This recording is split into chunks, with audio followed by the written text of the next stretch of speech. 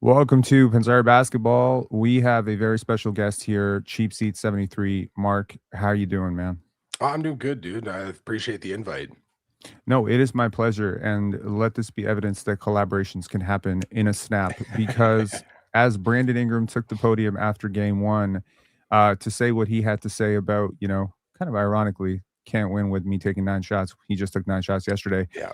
Um, 7 people sent me a reel from someone that I had never heard of, which is you. And they said, "Do you agree with this?" And I listened to it and I was like, yeah, every single note, every single point, he's right on point. And I love common sense. And I played it for our members only community. I played your entire reel, and people were just like, I was surprised how many people in our community had been following you on TikTok. So I was like, oh man, this Okay. is really, really cool. I don't have TikTok, so Okay. I'm living under a rock. I'm totally oblivious to your presence on TikTok. But yeah, man. And I checked out some of your stuff, and I was like, man, this guy is really smart. So I'm very happy to have you on. Bob Ferguson saying, "Damn, Chiefs used to go to TikToker." There we go. Thanks, brother. And you got Yeah. to get on TikTok, dude. Like, you know what I mean? Like, it's lively over there. It's lively. Oh man, yeah. I'm. I'd like to say I'm too old. I'm too old to be on TikTok, but I have a feeling we're about the same age. So, Oh, I'm older than you for sure. yeah. Yeah, Well, 40 now. you're 40. I'm pushing there, man. I'm Oh shit. 38. Okay. All So right. All yeah, right. yeah, yeah. But you know what? One I don't know if you know Chilltown Hoops. Yeah. Chill. Yeah, for sure. Yeah, we're on a show together, and he is killing it on TikTok. So apparently, the people born in the 70s are dominating TikTok. We got to Well, figure that out. ironically, when I was sitting around, because I have another TikTok account that deals more with like history and anthropology and stuff. But when I'm sports obsessed and watching Chilltown, I started following him when he had like 300 followers. Yeah, Okay. and I remember I was sitting there with my best friend, and she's like, "You can do what he's doing. He's not editing videos. He's just making takes." And I was like, you know what? Like, maybe I should try to do that. Like, he just sits on his couch, like, talks sports, and he's knowledgeable. And so Chill was like weird to say like an inspiration, but like he was a guy where it was like, you know what? Maybe I can do something like that. That's So that's that's really that's amazing how small the world is. Again, literally, I am with Chill every single week on PC. lucky. We Yeah. are yeah, we're every single week there, and I'm always hearing about Chill is a celebrity on TikTok. Big time. Yes. I am unfortunately also known on TikTok, but only for Yeah. making terrible takes. Like Arvydas Sabonis might be one of the top 15 players of all time. Shout outs to PC for clipping that shit. But Bro, honestly, he's there. But like he's my hero of basketball. So this Arvydas Sabonis is my favorite basketball player ever. So like he is the archetype of everything that I love about basketball. So like for me, Arvydas Sabonis, if the knees didn't happen, that's arguably the greatest center of all times. I truly believe that this collaboration was meant to happen because I don't think anyone else that I know thinks about basketball that way. But you know Yeah. what? It's always interesting because as I've grown a little bit in this space, I've always thought that I knew about basketball, but I was just talking to my friends. Yeah. Sometimes I would talk to a player, I would talk to, a guy who's going to D1, but I'm like, whatever, man. Maybe we're all stupid. But now doing this, talking to like NBA players, and they'll be like, "Bro, check out my film. Do you think I'm like, whoa, you care what I think? It's such a Wow. childish thing. Like it's very childish to me, but I always feel like every single time one of those moments happen where an NBA player or a coach or a trainer comes to me for something, I'm always like, there's this little mental picture of myself, and there's like 12-year-old me, and I'm giving Yeah. myself props. I'm like, bro, we are doing it. We are doing it right here, man. And it goes to show that, like a life devoted to learning about the game can get you Absolutely. very, very far. And you are a coach. I Yeah. would love to talk more about that, but we're here to talk about the Raptors, Yeah. and the Let's do Raptors it. have this news that has dropped. Emmanuel Quickley ruled out for the series. What are your immediate thoughts on that? It hurts, like I know people in this space like to kind of kill him because of the contract. Mhm. But the reality is this is a guard who shoots high volume three, and he's one of the few guys on our team that can functionally play on or off ball on both sides of the court. So like I understand the contract isn't ideal, but he offers so much scheme versatility on both sides of the court that he plays such a critical piece, so it hurts because it pushes everybody up a notch as well, right? But it's the on ball, off ball versatility for me. It's just that you can weaponize him in so many different ways. I think it's also because the Raptors don't really have. I mean, I agree with your point on the volume, because a lot of people will look at raw 3-point percentage and be like, well, who cares? He shoots 37 or 38%. I think there's two factors that people don't include is, well, three-point shooting versatility.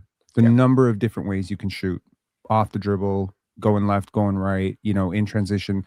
Some guys are just stationary corner shooters, and that does not scare people the way that he scares people, right? Number two is volume. Yeah. Right. And then number three is like the pull-up jump shooting, specifically all over, like he pressures and the spacing and off ball, how much he extends that defensive coverage up to open the driving lanes for Scotty and BI. I understand people have issues with the contract. I am one of those people that has an issue with the contract. He's massively overpaid. Yeah. But because a player is overpaid does not mean they're useless. And I think we live in such a binary state where it's like you either hate a player or you love a player. And the player you love, you can't say anything bad about him. And the player you hate, you can't say anything good about him.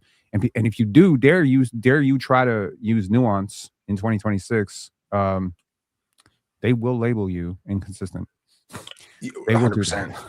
100%. Well, and like my whole thing is I try to be rational, right? I try to be objective as much as possible. I try not to overreact. And like I said, there's good and bad to everything. But Quickley's been good this year. Like I know the first 11 games of the season were rough. Since then, like he played a critical role, and like I said, it's the amount of versatility, and like you said, shot versatility is a huge thing. You can line him up wherever. You can run so many different actions for him. He does so much off the move without ball in hand, which is so critical, especially in a 0.5 offense. He does, and I think he provides such a stable floor for you defensively. Absolutely. Right? May not be like the lock. I always differentiate defenders between loud defenders and quiet defenders. I think Derek White is the greatest example of a quiet defender. Yeah. I mean, he has loud moments, but the things that he's doing, like the pre-rotating, the gap help, some of the rim protection stuff, it doesn't get nearly as much attention as Jaylen Brown's like dominant, dogged on-ball defense, trying to pick you up full court and trying to turn you 2-3 times in the backcourt. But man, it is super important. Immanuel Quickley plays gaps very well. Immanuel Quickley switches, peels, rotates. He understands assignments. He doesn't usually lose his man off the ball too much. That type of stability is what is basically like insurance for your defense. Like it doesn't allow some of the breakdowns that the Raptors were seeing in the first two games. So I think you were already outmatched in this series. Raptor fans don't want to hear it. They're a more talented team. They're a better team. They're a bigger team. They have way the classes of guard creation on that team. Don't let yesterday fool you. I think they played a horrible game. You played a really good game. You had shooting luck on your side. RJ Barrett is not going to shoot 6 for 8 threes. Scotty Barnes is on a crazy jump shooting streak right now. He is not this level of jump shooter. But that all being said, the margin of error that existed for the Raptors coming into the series, provided Quickley could be healthy, I think that margin of error was already slim. It has now gone to 0. You can't make mistakes, which means you definitely cannot be out-rebounded the way the Raptors were.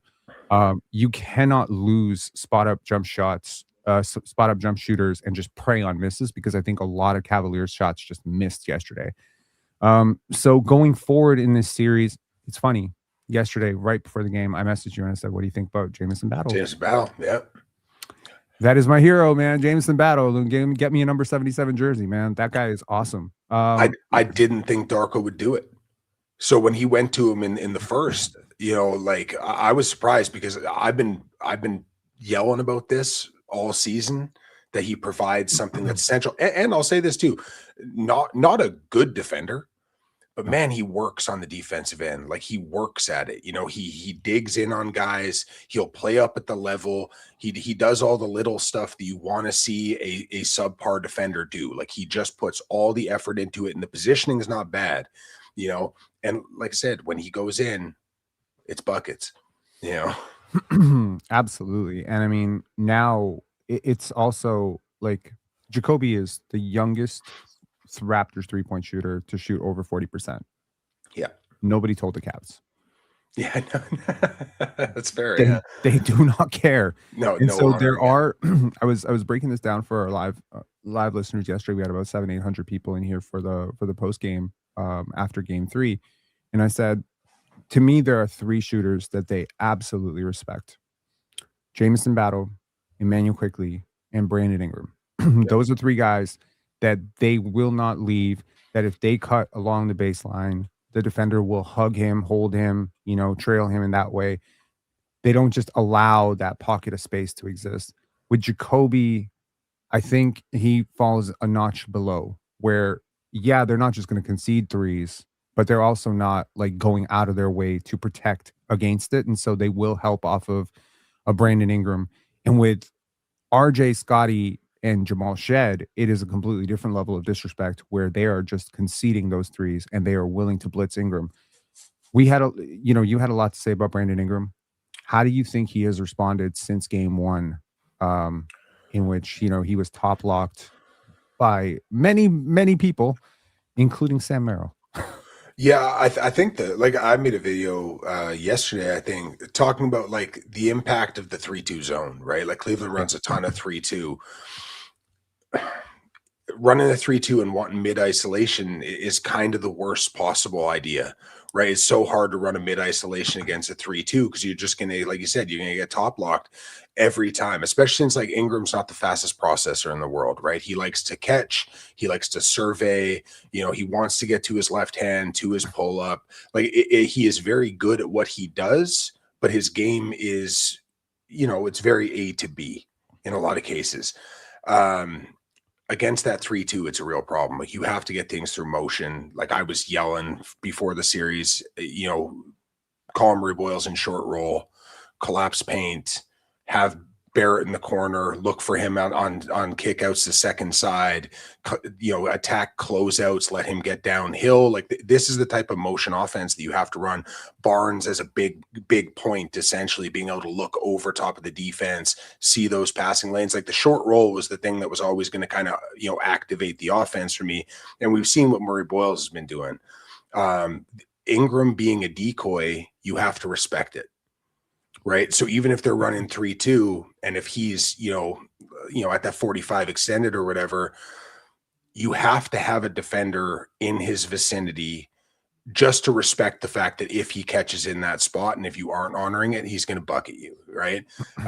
But I hate to say like body language and stuff. I haven't loved the energy level that he's played with even yesterday. The defense is a problem. Right, what he's doing on the defensive end is a problem. It's a difficult thing to fit in right now. So we had good moments with him on the court. I think there's a lot of ways to kind of reemphasize things without him on the court as well. But it's been lackluster for 94 feet for me personally.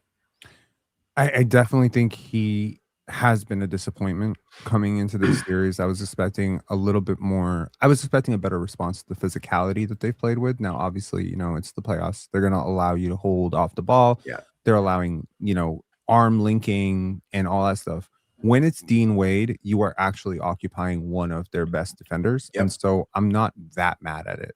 No, I don't think the Raptors can win this if we trade off Dean Wade and Brandon Ingram and just play 4-on-4. I don't think we can win that game, because Brandon Ingram is more important to our offense than Dean Wade is to their defense. So that's a trade-off that works in their favor. Yeah. But that being said, it's another level of failure when you are allowing Max Strus or Sam Merrill to do this to you. And I think that Ingram just needs to look in the mirror and just probably play with a lot more physicality and force. There are obviously limitations. And I'm surprised always when the conversation about offensive limitations comes in Toronto, it's always Scotty Barnes that's thrown under the bus. Like, he's the one who doesn't have the handle. He's the one who can't score consistently in the half court. Brandon Ingram has severe limitations, especially when working with cramped spacing. Yeah. His handle is high. He does not process double teams. He does not see the help coming. He turns his back to the help way too often. He's slow to process. And he doesn't anticipate court mapping in the best way, So it's one level to be able to react to what the defense is doing. It's another level to know exactly what the defense is going to do based on the geometry of the court. And that level of court mapping is, I think, what separates Scotty Barnes from him, right? Because Scotty does understand intuitively the help is going to come from the corner. So I have to make sure that I read that and keep an eye on that. And then boom, and that's sort of like 2 seconds ahead processing. I don't know if you can teach that at 28, 29 years old. I just don't. And Kevin Durant's still trying to figure this shit out. Okay. He's a Hall of Famer. Well, and I think sometimes when you have a certain level of talent and you have a certain personality type, it plays into it.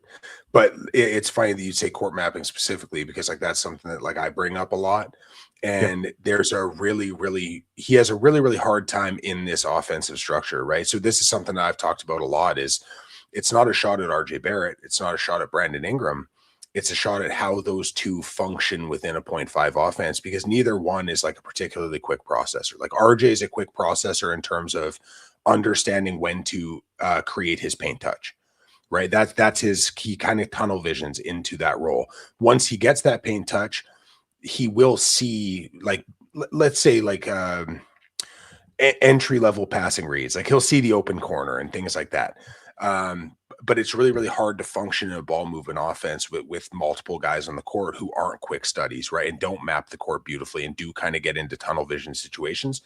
But you know, the Ingram thing's been tough because it's a clunky fit with what this team's trying to do. Even pace of play, he plays at a different pace than everybody else too. How do you have any hope that within offseason? First of all, I do believe that the tug of war between Darko and Ingram has been ongoing. I do think, you know, that for a team, like the messaging has been clear since Darko took this job. This is the way we want to play. We want to play fast. We want to play in transition. We want to be egalitarian. We want 0.5 offense. That being said, Brandon Ingram does not play this way. And we knew this coming in. Yeah. And so that tug of war of like, how much do we bend? Who bends more? Do we allow selective places where we're going to milk 7, 8, 9 seconds of the clock to allow, you know, off-ball action to get him even a touch? Because that is the difference between getting a guy an advantage or getting a guy just open to catch the ball. And very often the Raptors, especially with Jamal Shead on the court, are bleeding 6, 7, 8 seconds just to get him a touch. Yeah. The problem, as I read it, is his touches aren't that valuable. No. Like, this is not LeBron James or Steph Curry where a touch first, like, I'll understand running 4 screens for Steph to catch the ball, because that will immediately crater the defense in the middle, which will allow all your drives, all your angles to open up. I do believe that Ingram is more respected as an offensive player than any player on this team, but that doesn't mean that he's respected to the level that 8 seconds off clock is going to, you know, guarantee offensive production. And I don't think that is held true at all at any point in his career. So that being said, what do you do this offseason if you're Darko Rajakovic and you reapproach this entire conversation with Brandon Ingram in light of what has happened in the playoffs and say, hey, Brandon, if you're going to be here, we need you to get your game off in 2 dribbles or less? So there's kind of 2 ways that I think about this, and there's a pro and there's a con, right? Mm-hmm. One, he's not, like, we heard it like from the video that you saw and stuff, the idea of him saying, well, they wanted to use me as a screener. Insane. That's not what the action was. like I was watching the action. They're trying to use you as a screener to get you into motion, right? So you can make your catch easier, so you can get to your mid isolation off of the catch. He's not willing to work hard enough off ball to generate high quality touches. So he's just going to go to what he knows, which is mid isolation catch, you know, face up, you know, clear aside. Hopefully that works out, right? It doesn't fit. So you're essentially playing 4-on-5 or 4-on-4 on the offensive end all the time. But the one time where Brandon Ingram, I think, is valuable, and now sometimes the statistics bear this out, sometimes it doesn't, but it's late clock, right? Late clock situations where, you know, first, second options have run down. You need to go into, you know, kind of like a, you know, you're wildcatting at that point. Being able to pitch him the ball and say, hey, go create with 6 on the clock. He's the one guy on the team that can really generate individual offense from nothing. So, like, there's a critical piece there, I think, that is exceptionally helpful, right? Late clock situations, late game situations, his ability to get off his shot, or at least draw 2 bodies because they know he's capable of getting off a shot. So I'm always torn on this because I don't like the contract. I'm not a fan of the play style, because it's just not what I kind of like, it's not an archetype of what I love, right? It's not how I teach basketball, right? But I understand and appreciate how impactful his late clock ability is, because we saw for years with this team, if set offense didn't run, you go to option 2, it doesn't go. Late clock situation, it's Scotty Barnes chucking up a 3, RJ Barrett putting his head down and running into an offensive foul, or putting up a mid floater that doesn't look great. Like, there was a lot of options that didn't play. Ingram does give you that, hey, 5 on the clock, go get something. And there is a value to that. I don't know if that value is 120 million over 3 years. I don't know if that value is because you can do that for us, we now have to run our offense through you, right? There's that level of like accountability of, this is your role and that's what it's going to be. But like, you can tell, like, you know, Darko wanted to run a 0.5, Brandon Ingram run mid isolation all game. It's 2 left shoes. So many thoughts from what you just said. You know, number one, possession value or expected effective field goal percentage on each possession goes down as the shot clock goes down. Yeah, absolutely. Right. The shot clock becomes effectively a 6th defender, sideline, baseline becomes 7th and 8th defenders. So basically, the worst place you ever want to be as an offense is short clock situations in the corner. Yeah. So that being said, I have a couple of thoughts. Number one is, in those situations, I completely agree that Brandon Ingram is effectively going to be he's going to be a lot more effective at generating that type of shot in close situations than anybody else. The value of that skill set goes down considerably, in my opinion, when you are the reason we end up in that situation every single time. And that's the give and take of it, right? So this is what makes it so challenging. So yeah, I agree completely. So that's the first thing. The second thing is scoring gravity and playmaking ability or playmaking value are linked always. This was one of the weirdest stats. I was looking it up in like 2021 or 2022, and I was like, I wonder off of whose passes are shots most effective. And it was like looking at the Raptors roster, and I'm like, is it Fred? Nope. Is it Scotty? Nope. Is it Pascal? Nope. Those are all good playmakers. It's Gary Trent. Yeah. Because nobody ever expects him to pass. So when he passes, usually the court is completely collapsed. There is a value to being an assertive, aggressive, you know, first, second, third, my take stuff. I do think Ingram is leaps and bounds better than a Gary Trent Jr. in this situation. Like, I'm not going to be disingenuous and say like tomato. But how much better is the question, especially when you compare him to, you know, elite shot makers on the other end, like a Donovan Mitchell, right?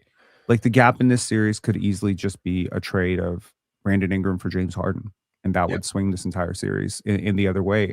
And it's I think, you know, Darko has gotten into this idea that I can develop anybody. You know, he's talking about like, I can, you know, he's a very developmentally oriented person, developmentally oriented coach.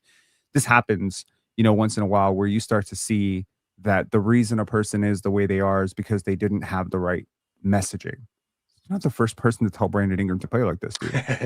You know, the second person, you won't be the last person. I promise you, he's heard this messaging before.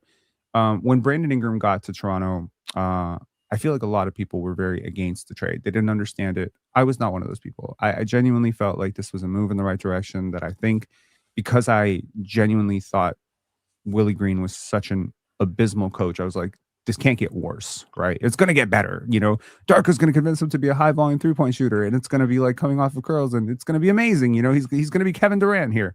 No, but it hasn't quite materialized that way. But Darko, you know, he had that ambition of like, oh, I'm going to treat Chris Boucher like he's a rookie. Well, Chris Boucher's out of the league right now. You know, like there's certain people is like, you got to be willing to learn. So when BI got here, I shared a clip of him where he was talking about how much of a basketball junkie he is, and he loves to like watch.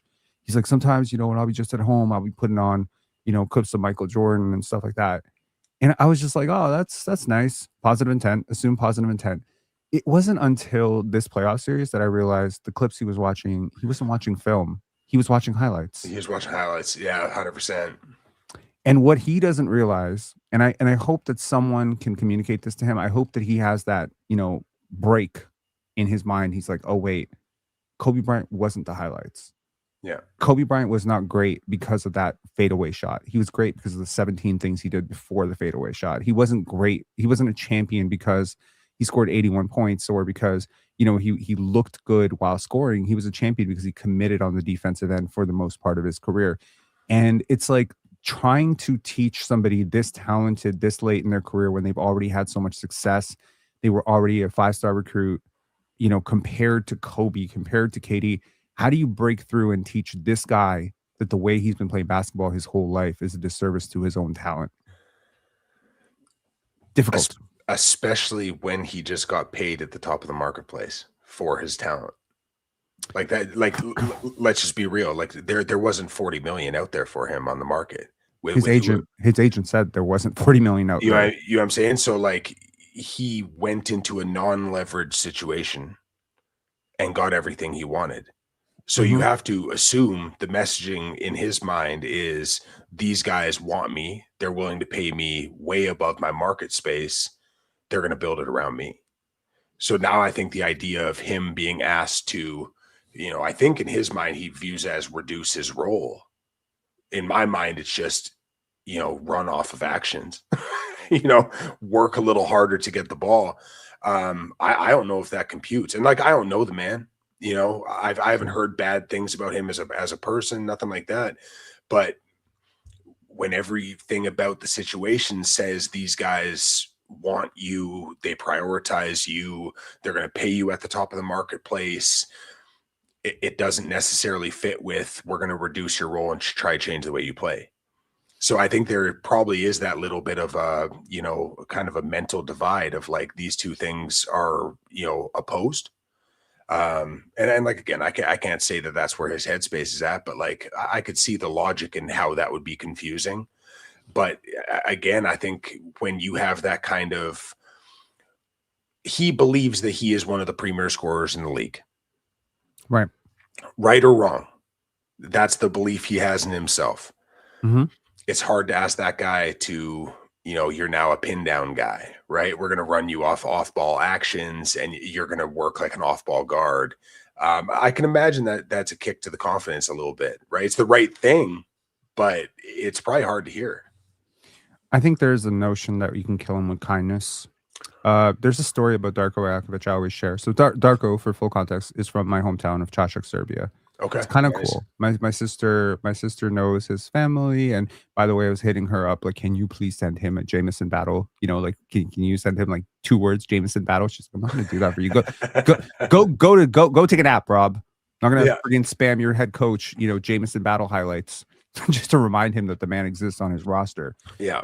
But I'd heard so many stories about Darko before he got hired. Even when he was in Memphis, I'd followed the guy on Instagram for years. So when he was announced as a head coach, I was like, I didn't even know he was interested in being a head coach. One of the stories I heard was Mikal Bridges and how he approached Mikal and changing his jump shot. He didn't say a word to him. He knew he was doing the wrong thing for months and months, and he would just say, good morning, how are you? Want to have some coffee? Whatever. He built up that relationship before offering the first ounce of criticism because he knew that there was a human tendency to be deflective or defensive about somebody trying to change your game, especially when you had already achieved the level of success that Mikal had. As a basketball player, when you're Brandon Ingram, you're a number 2 overall pick. You're a 2-time All-Star now. Someone coming in that you don't already have a great deal of trust with and effectively trying to change something that you've been doing your whole life that's gotten you to this point, it's a psychological hurdle as much as it is a basketball hurdle, right? Now, it's one thing coaching kids and, you can just bench them. You can't just bench $40 million. They have a lot of power. There's a lot of power. Yep. A lot of people assume like every NBA head coach is an idiot who doesn't make, a lineup change. And it's just like, dude, this is a political job as much as it is a coaching job. Like there's within limits, you have your hands, they're cuffed, right? Yeah. So I always feel like coaches very often get a raw deal in these situations. So I feel like maybe this was part of the strategy where Ingram is young enough and his game is not so Twitch dependent that maybe over a couple of years, we can get him to see it our way. And worst case, if he doesn't, at least hopefully we can get him healthy and we can rehabilitate some of the value. Because let's just be honest, Desmond Bain was traded for 5 first-round picks. Yeah. Mikal Bridges was traded for 5 first-round picks. Yeah. Brandon Ingram was traded for a solitary first. If that isn't a kick in the gonads for his confidence and his, belief system in himself. I mean, his agent is telling him there's no money out there for you. His team in New Orleans is telling him, we're trying to trade you. No one wants you. So now Toronto wants you. Toronto comes in and says, we're going to make you an all-star. And they deliver on that promise. They feature him. They get him the touches through divine miracle, even though he is totally not one of the top 12 players in the Eastern Conference this year. Or close. I think Pascal was better. I think so many guys were better this year. But nevertheless, he makes the all-star team. So he gets that bit of validation that he was seeking to see himself as that. Now I think this offseason, you can maybe have the uncomfortable conversation and say, listen, the playoffs did not go how you wanted them to go. If we want to avoid this happening again, here's what we're going to have to do this offseason. We're going to have to get your game off in 2 to 3 dribbles. We're going to have to get you stronger. We're probably going to have to make your handle a little bit more compact and maybe even work with you every single, week working on film so that we can increase your basketball IQ. I think that the invitation right now of Darko likes to say, I like to call players up instead of out. The invitation here is, do you want to be a 2-time, 3-time All-Star, or do you want to be an 8-time All-Star? We can turn you into a 7 or 8-time All-Star if you're willing to play ball here, or you can continue losing and getting, completely slandered. I think what's happening to Brandon Ingram, honestly, as much as it hurts, it's the best thing for him. I don't disagree. I think sometimes it's critical to be knocked down a little bit. You know what I mean?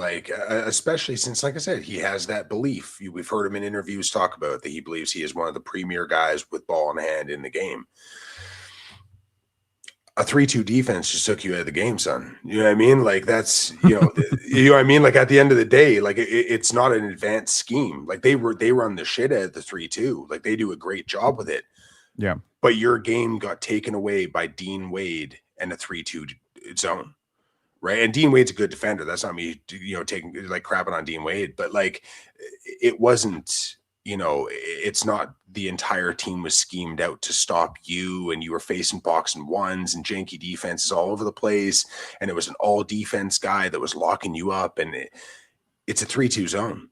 Mm-hmm.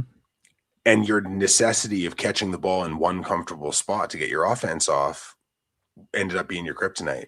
There's got to be a humbling experience to that. But there's only 2 ways you can go. You can learn from it, or you can double down on the shit you know. And I don't know which type of guy he is. And I've seen guys do both things. We've seen guys who are, exceptionally good scorers who, when they face challenges, have altered their game and become better. And we've seen guys who have said, screw it, I'll be the 25 a game guy on the 26-win team. And I don't know which guy he is. I've seen him be a very lazy defender in the past. I've seen him try way more this year. Yeah. Now, because his defensive instincts, defensive IQ is so low, sometimes it still looks like he's doing a terrible job. And I'm not going to sit here and argue that he's been a good defender. But he's been about as good a rim protector as he's ever been in his entire career this year. He's trying, his contested rebound rate has been reasonable, if nothing else. He came in and he said a few things. He said, I'm going to be I want to be an all-star. He said that. We delivered. He said we're going to make the playoffs. He said it. We delivered. He participated. I don't know how, we're top 12 half-court offense. Yep. After years, including that team with Fred and Pascal being bottom 5, bottom 6. So he has, effectively led you to a point, even if his individual contributions have not been otherworldly, his presence on the court has opened up pockets of space for Scotty and RJ and IQ to be so much more effective. And Scotty took the podium yesterday and he just said, I love how they're guarding Brandon Ingram because it's helping me and RJ. It's helping us so much. And Scotty's such a basketball savant. You would expect that response from him. But the casual fan right now is looking at the box score and saying 12 points, Brandon Ingram, we're paying you $40 million. You need to do more. Actually, I'm really happy that he's agreeing to do less right now. With the way that they are covering him, his skill set is not good enough to blitz past it. You're not Kobe Bryant. You can't score 28 while the team is trying to stop you. So right now, if you cutting across the middle is taking 2 defenders out of the play for Scotty to be able to attack downhill and create that swath of space, or even if you occupying Dean Wade is allowing RJ Barrett to have Sam Merrill on him, that's 2 points for us. And Yep. those 2 points do not exist. If Brandon Ingram simply misses the rest of the series, I think the Raptors are worse, personally. I understand they'd be different, but I do think he is providing some value just through his, as Scotty said, gravity. Yep. It could be better. It could be so much better. And I hope he sees that too. And I, for one, believe that, I do believe his intention is good. I'm choosing to believe that. I agree. You know, Yep. like he's been a good teammate. I know a couple of players on the Raptors team, like they've had nothing but nice things to say about his presence, his leadership, his calm, his work ethic. He's been early to practices. He's been collaborative with his teammates. He doesn't stand above anybody. He's more than willing to lend, a listening shoulder. He's been one of the guys, which quite frankly, like he didn't have to be. He No. definitely could have been, prima donna about it and said, look, you're a young player. I don't need to talk to you. No, he's really tried to blend in. And again, I think I read people pretty okay. Like I'm not perfect at it. I've been burned a few times. So it's hubris, right? But I think I'm reading a lot of positive intent in him. And honestly, I think if he needs an example of what to do, he can look right to the right of his locker, RJ Barrett. RJ Barrett, I think, has unlocked a version of himself, not only in these playoffs, but just in his Raptors tenure, which is significantly better than the player we saw in New York. I think in New York, there was an idea that he had of who he was supposed to be as a basketball player. I think in Toronto, that has sobered out. He's done so much more without the basketball, first of all. Whether that was studying Bruce Brown, whether that was, buying into the principles. Is it perfect? No, it's not perfect. But his shot diet has almost completely eliminated mid-range shots. It's a lot of catch and shoot. It's a lot of off the catch, tilted, attacking the tilted floor, getting his buckets in transition. This is what you want. And now defensively, I think the challenge right now, if you're going to give him an extension, is can you challenge him to find a place on the defensive end where he is not completely useless? It's tough. So that's been one of my big things. People think that I'm really harsh on RJ. I try to be fair with RJ, right? He has two things on the defensive end that are like exceptionally bad, like some of the worst traits of wings in the league, right? Like Okay. his screen navigation is out of this world bad. Like he as a coach, everything he does in screen navigation is wrong, right? Okay. And it's almost like he panics, right? He doesn't get above the level. He doesn't jump screens.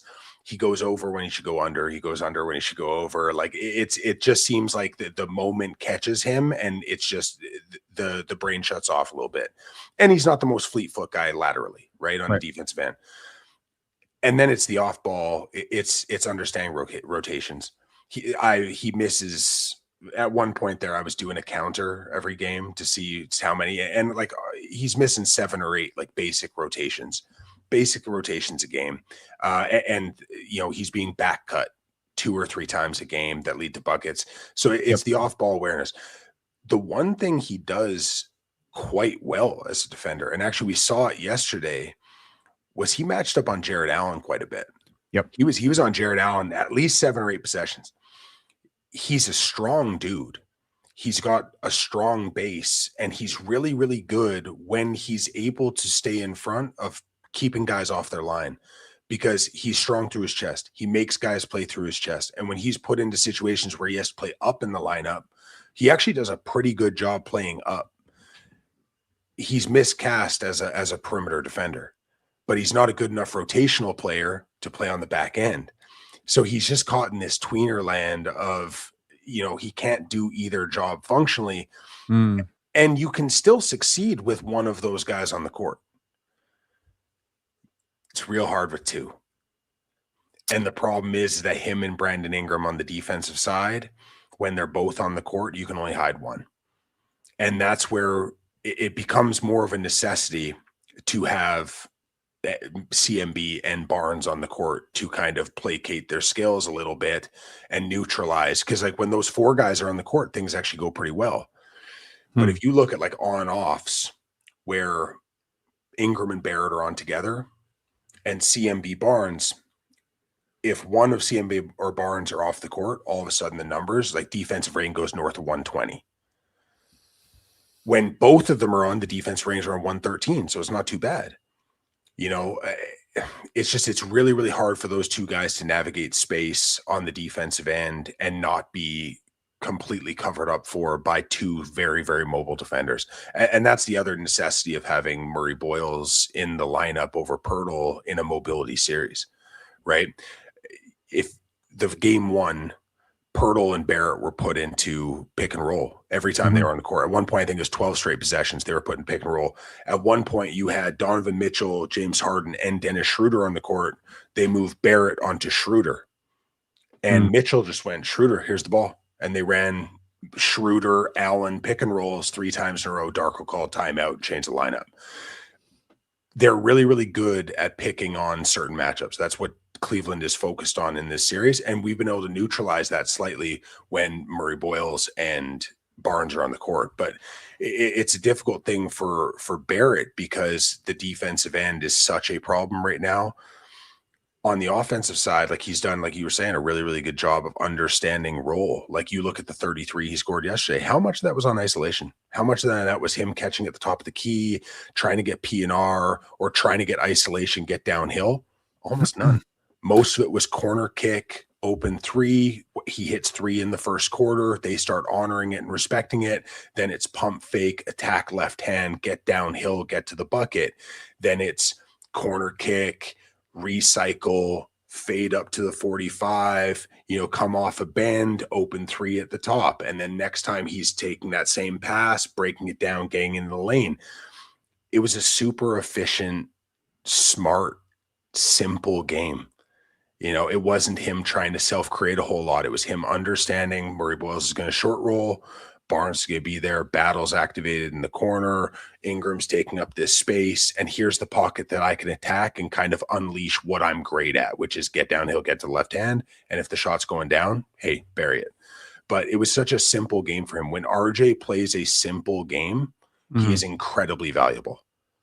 I think his in-between game is improving slowly. Yeah.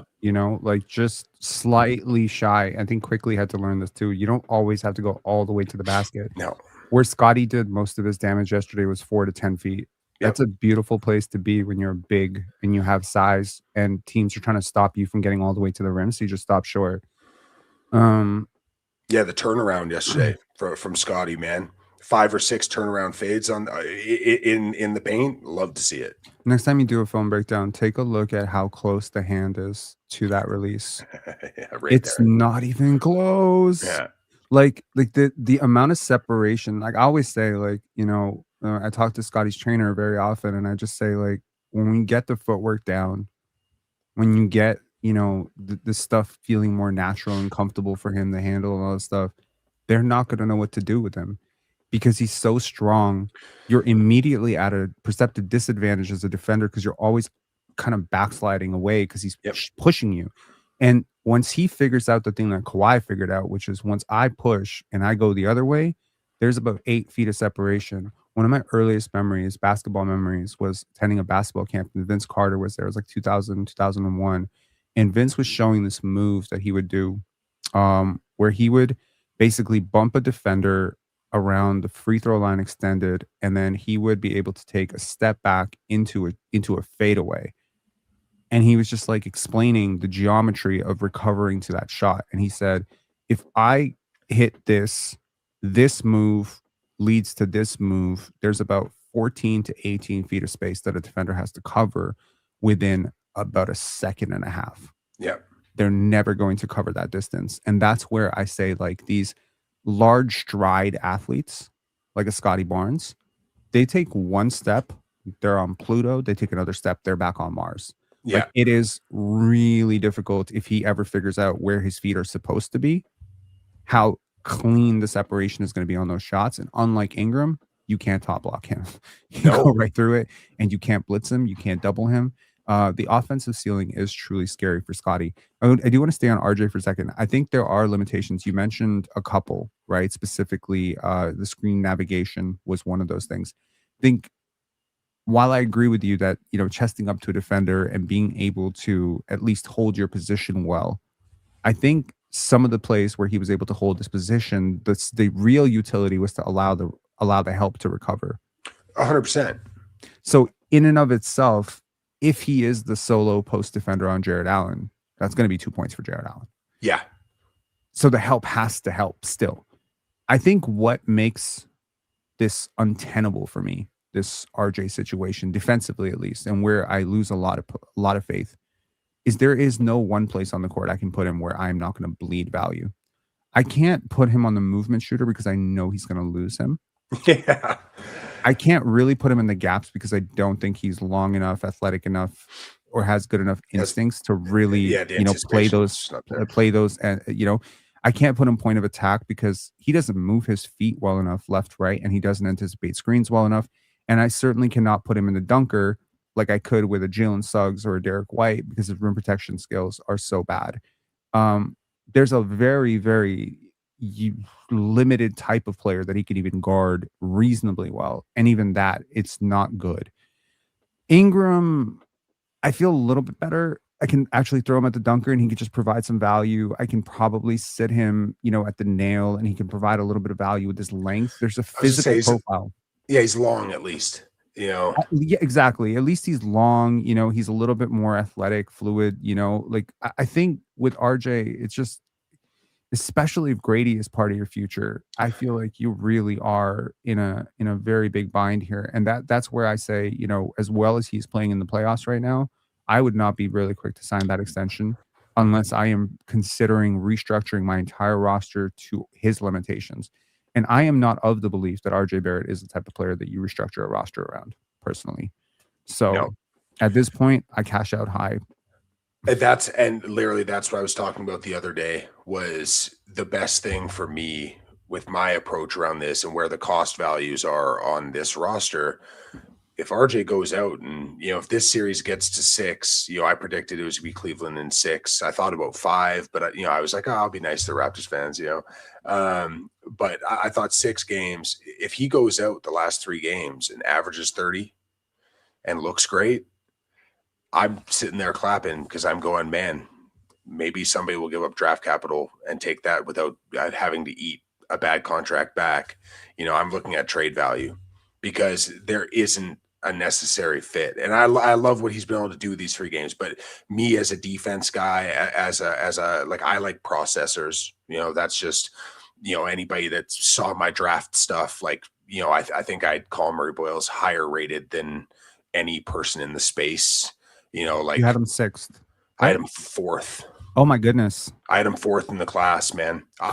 Colin Murray Boyles was your Carter Bryant. What I had Carter Bryant at 7, Oh, wow. Okay. or 8. But like I love guys that derive their energy from defense. I love guys that process the game at a high level. I love guys that ball move at a high level, and dudes that just like, I don't like to go into intangible things very often, but there's a level of intensity that kid played with, and he played on a bad South Carolina team. That team was a mess, and that team had nothing to play for, and he is scrapping guys for loose balls down 20. He is doing everything in his power to generate anything he can. And like I said, for me as a freshman, I wasn't big on Colin Murray Boyles. I didn't get it. And the more I tried to kind of disprove myself and go, this is why I don't like him, I kept on watching tape. And every time I watched tape, I was like, I kind of start to get it. And then by draft time came around, like this is one of my favorite, like, I'm not saying he's a superstar, but he's one of my favorite prospects I've ever evaluated, in the 10 years I've been doing evals. And it's special stuff, man. So I was real high on him, but that's the stuff that I love. I love the guys that are going to process the court at a high level. I like the guys that are defensively switchable, that play with a certain level of physicality, a certain level of intensity and drive, understand what they do and what they don't do, because I think that's a massive divider, especially when you get to playoff basketball. Colin Murray Boyles, especially with the thumb, hasn't been able to shoot the 3 ball well. So what has he done in the playoffs? He's gotten into short roll constantly. He's understood that his passing game and the way that he reads the court and his court mapping is high level. He understands he can get to the glass. He understands he can collapse paint. You know, all of the things that he is capable of doing, he has maximized. And the things in his game that are rough patches, he has found ways to isolate those where there aren't necessities. And I think that's what makes like kind of one of those special X factor guys. You know, like I put him in the same kind of mold as I would put a guy like Alex Caruso, right? A guy that I just think when shit gets difficult and you need to have winning guys on the court, I think these are the guys that win you basketball games. And something that I talk about all the time is, you know, we want to have elite players, right? But the biggest thing that I want to have is I want to have superstars in roles, right? So Alex Caruso is not a superstar, but Alex Caruso is a superstar in his role.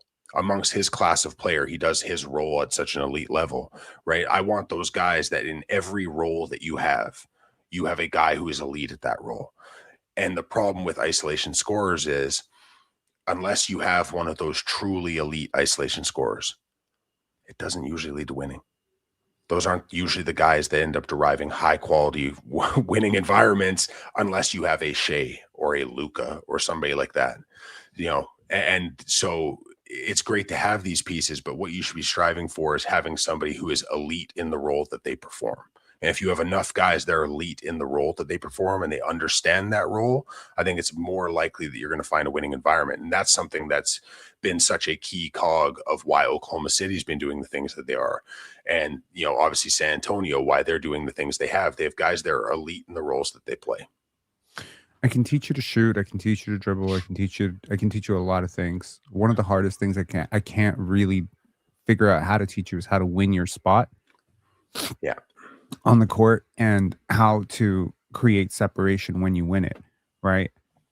I remember one of my earliest basketball memories for Toronto was watching young Tracy McGrady at like 17, 18 years old. And there was like a play where he was on a fast break and the defense tried to draw a charge and he didn't pull up for a jump shot. And I was just like, when he figures out like how to play basketball, it's going to be over for the entire. Over. Yeah. And I think I was, how old was I? 10? Like I was just like sitting there as a 10-year-old. I'm like, if this guy ever knows how to play basketball, it's going to be over. And thankfully, he did sort of figure out how to play basketball. Maybe not to the highest level, but you know, pretty much unstoppable, a scorer. And it just came down to this: his extension, stride length, jump shot, everything. There's just a pocket of space that he was able to generate through his quickness, size, length, whatever. And when that went away, it all went away. Yeah. You know, because he hadn't worked on all the other stuff. But when that shit was good, and it's like, that's how I kind of look at Colin Murray Boyles. I was really high on him the year before as a freshman. Okay. When the draft was very, very weak, he was number 2 on my board behind Steph Castle. Yeah. Okay. So it was like 1-2 between those guys. I was very surprised to see him go back, but I'd heard some stuff about him being obsessed with this girl. And, you know, he wanted to just go and spend another year with her. So he decided to go back to a team that frankly did not deserve it. And he would have been a top 3 pick, I think. I'm very confirmed that he would have been a top 3 pick. And even in this draft, I think he probably goes a little bit higher if he comes into the draft combine a little bit in better shape. Yeah, I don't disagree.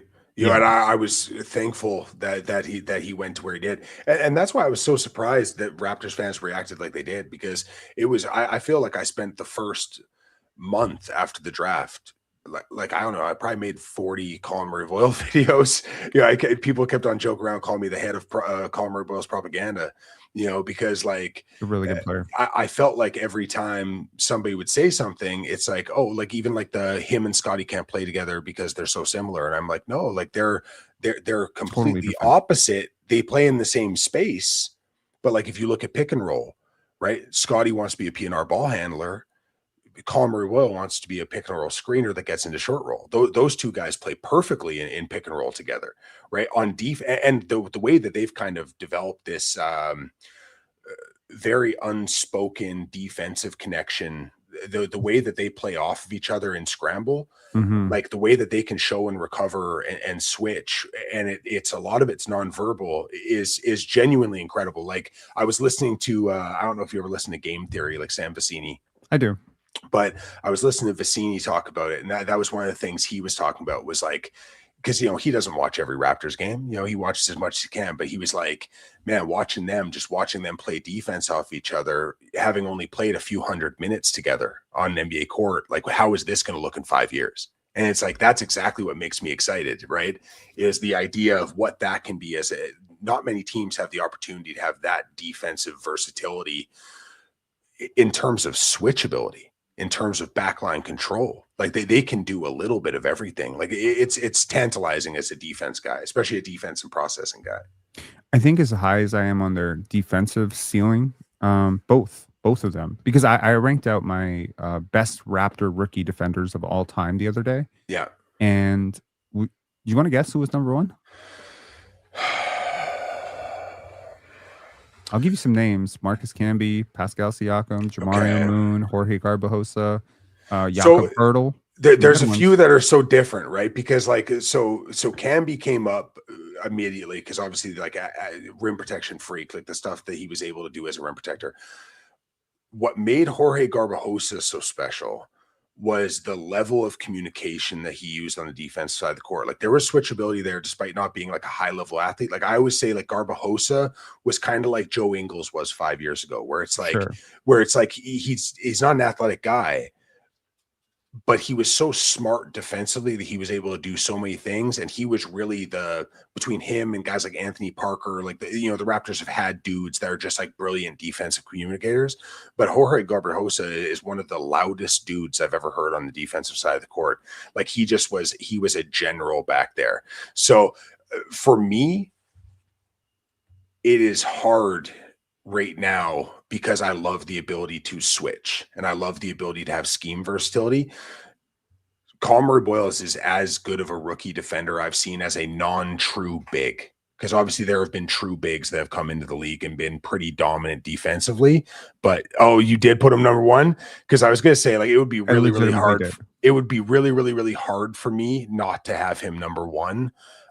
Because like I said, the scheme versatility, the toughness, like matchup versatility, just off the charts. So yeah, no, let me look at this list. But Colin Murray Boyles number one, Jonathan Mobo number two. Okay. I am so high on Jonathan Mobo's defense. Hey, I get ridiculous. He's such a dangerous athlete. Once he understands the nuance of positioning, because sometimes I feel like he gets himself into some troubles with some over aggressiveness. But I'd rather a guy be over aggressive than under aggressive. You know what I mean? Yeah. So, but I've spent a year and a half talking about how I thought Jonathan Mobo would be a good NBA player because of the defense. If there's any one player on this team that I would trust on a Tyrese Maxey isolation for the game on the line, I'm hard pressed to say it might be CMB or Jonathan Mobo. It's hard. Yeah. I would probably, like I said, I love the communication. I would probably have Garbajosa slightly higher. I would probably have Camby slightly higher. I'd probably be dropping Koloko just slightly because of more or less just minutes. Like some of these guys. I wasn't thinking about that at all. Yeah. I wasn't thinking about impact. You were thinking skill for skill. Yeah, because impact 100%. Like someone like Morris Peterson or Jorge Garbajosa played way more minutes. Jamario Moon was an insane athlete, but he was also 27. Yeah, I also kind of docked Jorge a little bit for missing a part of the season, and also because I do think like I was also not air taxing very much. Yeah. But in reality, I could understand Jorge Garbajosa having a little bit more trouble if the athletes around him were a little bit better. But that being said, like I think the versatility that CMB does bring you is like there's not a single Raptors team in NBA history that you could drop him onto and he wouldn't be one of the top 3 defenders immediately on that team. So I'm very high on him for sure. He was 8th on my board. All honesty, I wanted Carter Bryant. And so I went into that draft saying, like I said, like Carter Bryant was like a major dude that I wanted. The only reason I wanted Murray Boyles more was because I did believe that he could play the 5.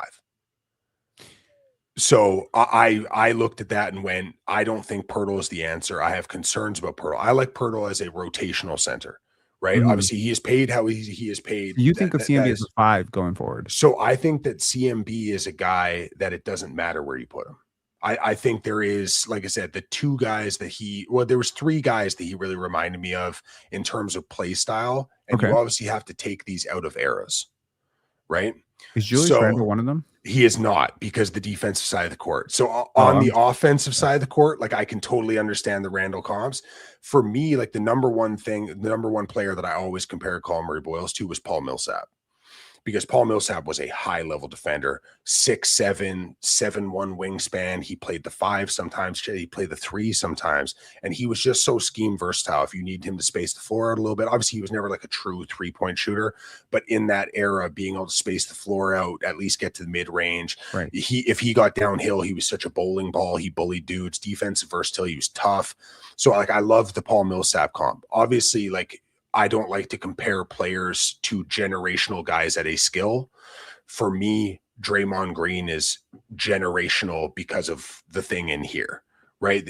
Very few defenders have ever thought the game and communicated the game the way that Draymond has.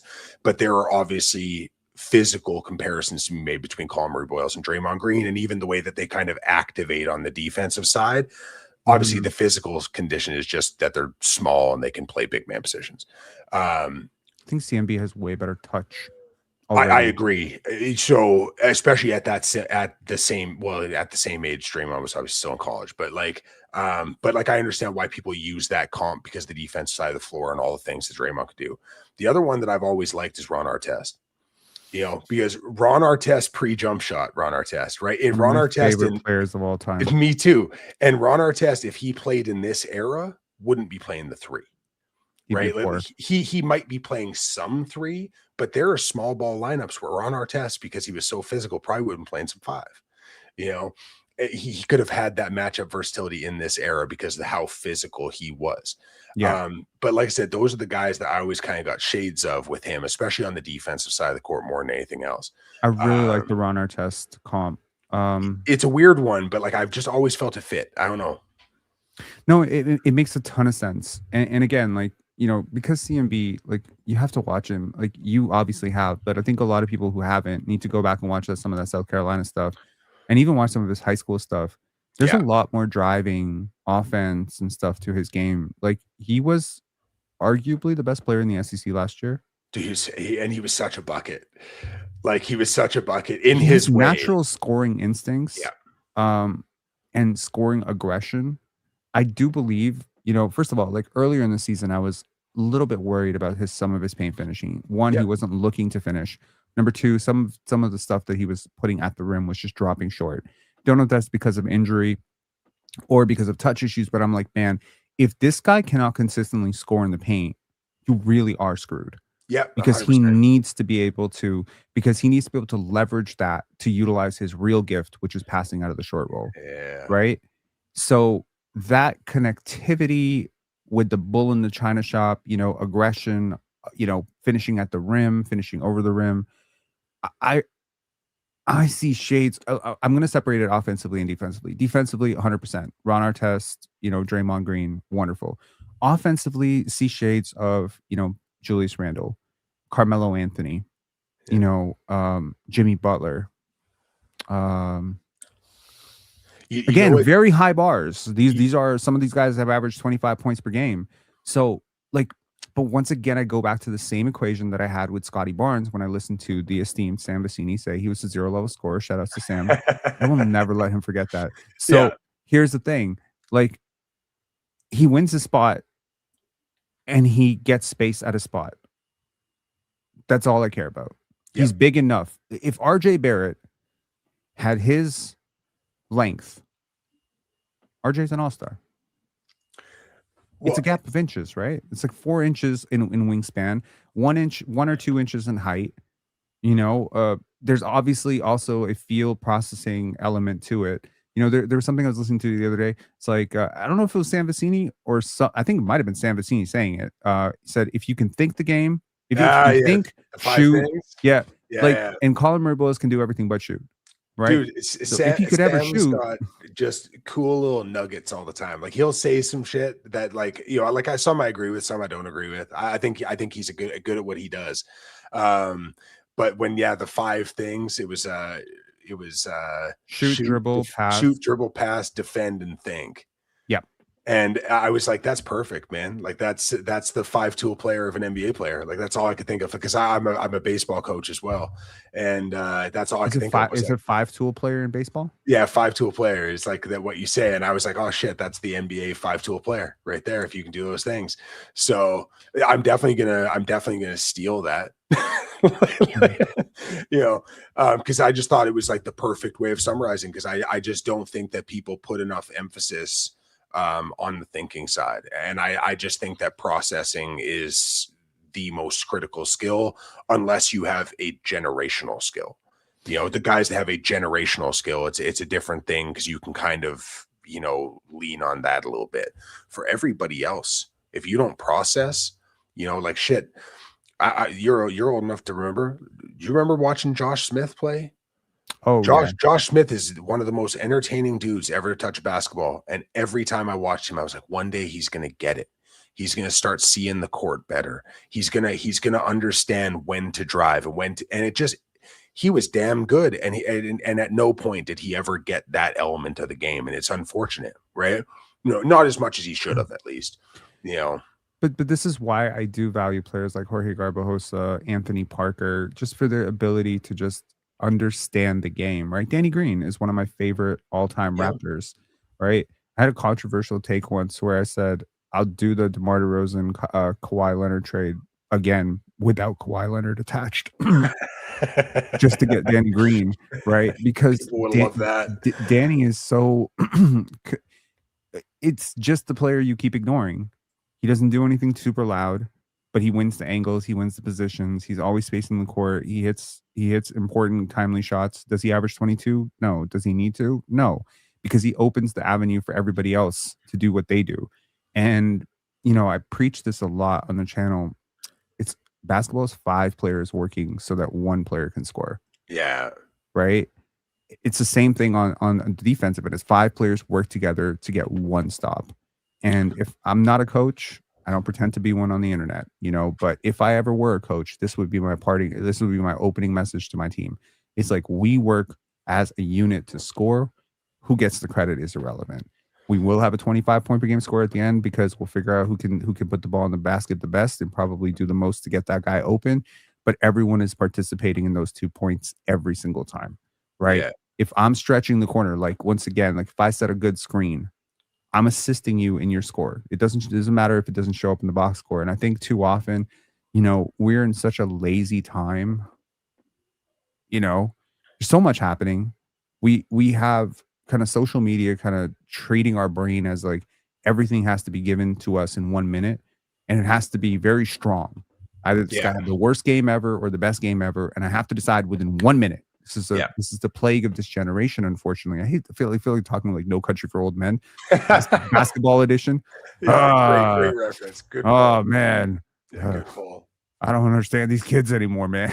I tell you, I don't understand. They want to figure out, you know, whether Nikola Jokic is a bum or whether he's the greatest player of all time and they want to figure out in a 1-minute highlight reel. But the truth is, you know, what's lost in that highlight reel is the nuance of the game. And that's just right. And you know, like too often people don't know what's happened. So they'll look at the box score or the real app or whatever it is, and they'll just say, this guy had 33, it's not his fault. Get him some help. Or this guy had 12 points. He played badly. He's not a max player. It's lazy. Well, and so the thing that I tell my players and the kids that I train all the time is, and they get sick of hearing it because they hear it 100 times at practice, and you know, some of them might be watching right now, but I say, what do you do to affect winning without ball in your hand? How do you affect winning without the ball in your hand? You know, the whole idea of the game. When I played college basketball, the whole idea of me as a undersized big man who was not fleet of foot and could not jump is, how do I affect winning if the ball is not going to be in my hands? Because the ball is not going to be in my hands often. And that was the whole idea of like, how can I be the best at everything that makes life easy for the best? You know, and that's what my skill was on that level. When I look at a guy like Colin Murray Boyles, when I look at a guy like Ivica Zubac, is another guy that like I definitely like more than most people. His entire game is predicated on, how do I make the game easy for the guys who make the game easy? How do I make the pretty players look prettier? You know what I mean? And that was always it. Is there's only one basketball on the court. There's 10 guys, right? So if you're one of the 9 that doesn't have it in your hands, what are you doing to win the damn basketball game? And this is what I'm always putting my players on, is the idea that the ball is a small portion of the game. If you really watch basketball and if you really want to study basketball, I tell people all the time, I'm like, when you're watching the game, don't watch the ball. Watch everything else on the court, because that's the stuff that's creating the shot, right? That's the stuff that's creating the highlight. Last night game, not to keep doing the Colin Murray Boyles thing, RJ Barrett, 3 dribble drives, open layups, run those back. Colin Murray Boyles setting a backside seal on the backside defender, allowing RJ Barrett to get to the rim and get an open layup. I know exactly the play you're talking about. Yeah, if CMB doesn't do a backside seal, RJ doesn't get to the rim. He has to settle for a mid-range floater. And now all of a sudden the percentages drop. Does that go? Maybe, maybe not. Or now he's gonna have to look for a reversal on kick. But it's the guys doing the little stuff, like Marcin Gortat. Like, I teach my kids Gortat screens all the time, because like it's just little stuff like this that I think is the nuance in the game that separates good players and gives the great players the opportunity to be greater players, right? It's guys who are willing to do all the lunch pail stuff, and those are the dudes that I love. And that's why I brought up, a trade that people used to love to trash was the Caruso-Giddey trade. Josh Giddey puts up numbers. Alex Caruso plays 15 minutes a game. But then in the playoffs, one of those guys can change a series real quick. You know what I mean? And without the ball in his hands. And I just think that it's such an underappreciated skill set to be able to change the course of a game without ever putting the ball in your hand, right? And I think it's a special thing, and I think it's something that we don't appreciate enough as basketball viewers, basketball evaluators, fans of the game, right? Absolutely. I'm actually going to play the clip that you're probably talking about. Well, this is one of them. Here, look at this. Here. There. Yeah, backside seal right there. Yeah. Yeah, so help defender can't get over now because Colin Murray Boyles did his work. There was another one running on the baseline where he looked like he was crashing. So his ball swung opposite side. RJ Barrett was in the low right corner.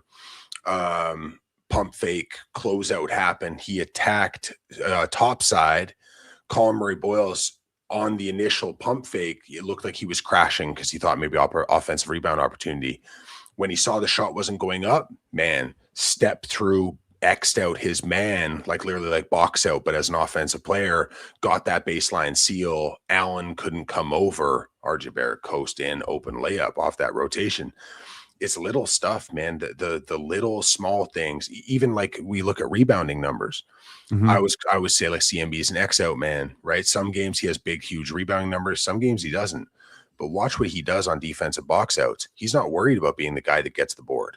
He takes his man and takes him baseline, and he puts him out of bounds. He boxes him out of the play entirely because it's about the physicality in the team board, not him necessarily getting the stat. And it's just little things like that that are things that like it's the nitty gritty that I love about the game, right? So that's the stuff that I'm focused on. So like I always tell people, if you want to know more about the game, watch the game without the basketball in your viewpoint. Watch everything else going on. You'll win championships when your superstars understand this concept as well as your role players. Like a guy like Jason Tatum, to me, he does so many of the small things, those intangible things. And it's probably easier for someone like Colin Murray Boyles to figure this out because he was a 3-star recruit, because he did have to get it out of the mud, so to speak. And it feels like the Raptors' entire draft philosophy over the last few years has been to get guys who've had to do it different ways, getting guys who've had to learn the game from different vantage points. Again, Colin Murray Boyles, Jonathan Mobo, like when you look at atypical, development pathways and stories, there's a lot of guys who've had to learn it different ways. And I look at guys like Derek White, Alex Caruso. These are the guys that always have my heart, by the way. These are my favorite players. Me too. But speaking of this, while I have you here, look at this play. I'm going to slow this down real fast, and you tell me what you see, okay? So this is, I'm going to slow this down a half. For everybody, this is the 5-minute or 51-second mark of the first quarter. This is battle coming off the bend. Fade through. Interior entry. Backside jet. Now, I like this little awareness from Colin Murray Boyles to clear out. Yeah. Now, there's another version of this where he comes over and just randomly sets a screen, which I don't think would help at all, because that would switch Mobley onto Scotty, which is a less favorable matchup. I have seen a player do this exact same thing. Yeah, because who's on right there? Is that Strus? Yeah, it's Strus. Yeah. This is the matchup you want. Yeah, if you're the Raptors, you have Scotty Barnes one-on-one on the weak side of the floor, empty side against Max Strus one-on-one. You got Jamison Battle within throws distance of Scotty. Yeah. And Jacoby Walter. Well, it's and so rare that proper spacing exists on this team. This well, is and, about as close you're gonna get. And you've got that spacing too. Like Donovan Mitchell's a better defender than people give him credit for sure. But flat-footed, battle out, and like I said, he's a low closeout guy because of the height, right? So I know he's an explosive leaper, but like that's an advantageous matchup. You got flat-footed defender, you've got Jameson Battle, and Battle not parked at 3-point line either. Battle's parked out about 28 feet, right? Like he knows where that bucket is. He understands his window, right? He understands his pocket, you know. Mm-hmm. And even it's the small things. Like I love slowing down game film for people who don't read the game super fast, didn't play the game, don't coach the game, whatever. It takes a long time to learn to see this whole game out in real time, right? Oh yeah.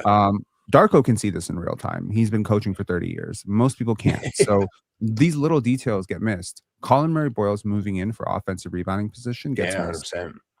But this, look at that. Yeah, just undercuts. He boxes out the defender, or you know what I mean? Like it's just like that. That's the epitome of the little stuff that I love, right? And I will fully acknowledge that. You know, I grew up a massive Dennis Rodman fan, so like I love Dennis Rodman. I got 73 on my jersey because he wore 73 for 9 games. You know what I mean? Like, and that was always the X factor stuff with Rodman, right? It was those little nuancy things about understanding space and distance to create opportunities and advantages.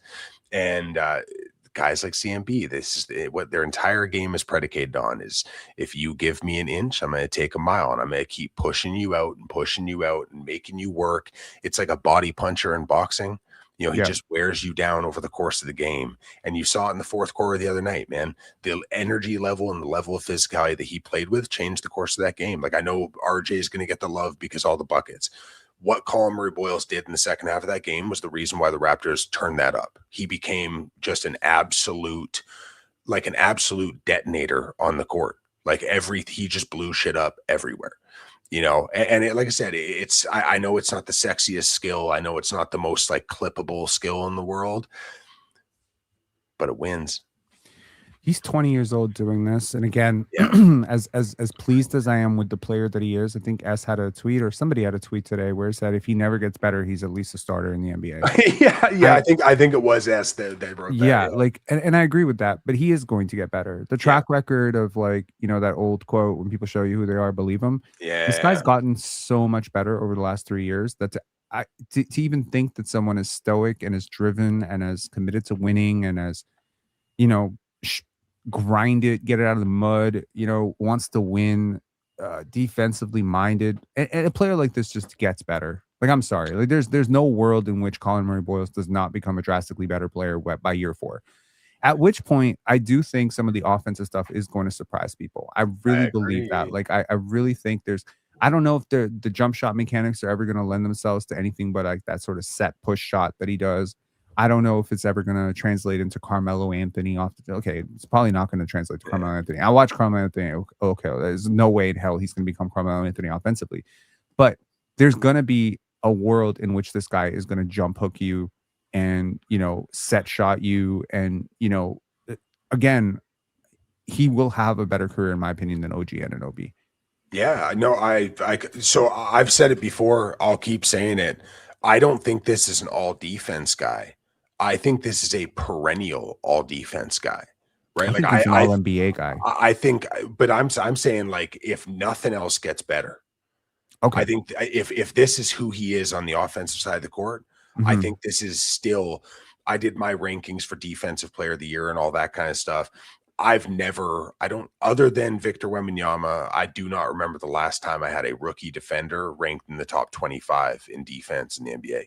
I had him at No, because Chet's rookie. Oh, I guess technically his second year, but yeah, because he missed his whole rookie year. But like Chet was right there, and Chet, you know, obviously the length, the mobility, that's a different conversation too. But like Murray Bowles, I have him at 24. It's a really small list of guys who can contribute on that end defensively. Like I think Evan Mobley was pretty good as a rookie defender. Good, yeah. I had him probably in top 35, and I'm a big time Evan Mobley guy. Obviously, like you know, I like him. Yeah. So, but like the are you a Suggs guy as well, dude? So you know what it is, man. It's not just that I like the kid. It's that, like, I always say he's a floor slapper. You know what I mean? He's just one of those dudes that, like, he is not just their best defender. He is their defensive culture. He is their defensive identity. He is the guy that sets a tone through not only his play, but his enthusiasm, right? The level of intensity that he is, the way that he communicates. He's one of the few guys in the NBA that I see call mid-whistle huddles in the NBA level. Right. Like, he is a true leader on the defensive side of the court. He is not the best defender in the league. Like, he's a great defender, don't get me wrong, but I think he is a defensive culture setter. And I think that he is a guy that, because the injuries and maybe a little bit because the contract and stuff, he doesn't get the love that he necessarily deserves. But like I made a video a while back saying that, can you imagine if we added that kid? Can you imagine if Jalen Suggs was added to this core in terms of what he can do as an on or off ball guy on the perimeter? I believe in that jump shot. I know it's inconsistent. Like as in a trade for Immanuel Quickley or something? Like, you know, whoever it would end up being. Like, let's say it was Barrett. Barrett's value's up. They keep scoring 83 points in playoff games. Maybe they decide to make a change, right? You know what I mean? Honestly, dude, if any team decides to put Paolo Banchero, Franz Wagner, and RJ Barrett on the same team, that person, whoever it is, Jeff Weltman, deserves to get fired on the spot. And I'll say this, that would be the worst offense in the world. Jamal Mosley would still have a boring offense somehow. I don't even think that works. Like, no, it doesn't. They're all just stationary dudes, man. You know. But like, if Jalen Suggs, because like, you know, depending on how they feel about Jace Richardson and everything else, right? Like, I really like Jace Richardson. But if they decide to move off Suggs because they got to pay Anthony Black and they got Jace Richardson and they've got money they got to dump because they're very, very expensive. If the Toronto Raptors had a defensive core of Jalen Suggs, Murray Boyles, and Scotty Barnes, and you could just throw two shooters on the court, because that defensive identity would be remarkable. And they can all pass. That's the beautiful part. They can all pass. They're all super smart basketball players. And that's what it is. It's the smarts. Yeah. And then, like, we go out, we draft either Karchenkov or Krivos. And now all of a sudden I've got Dream State happening. You know what I mean? Yeah. So I have pushed for very, very many times. I think like one of the biggest targets that I had in a Pascal trade in 2022, 2023 was Dyson Daniels. Oh, dude, that's my guy. When he was with the Pelicans. Another one that I had was Onyeka Okongwu. Yeah. Right now, I'm very Day'Ron Sharp happy.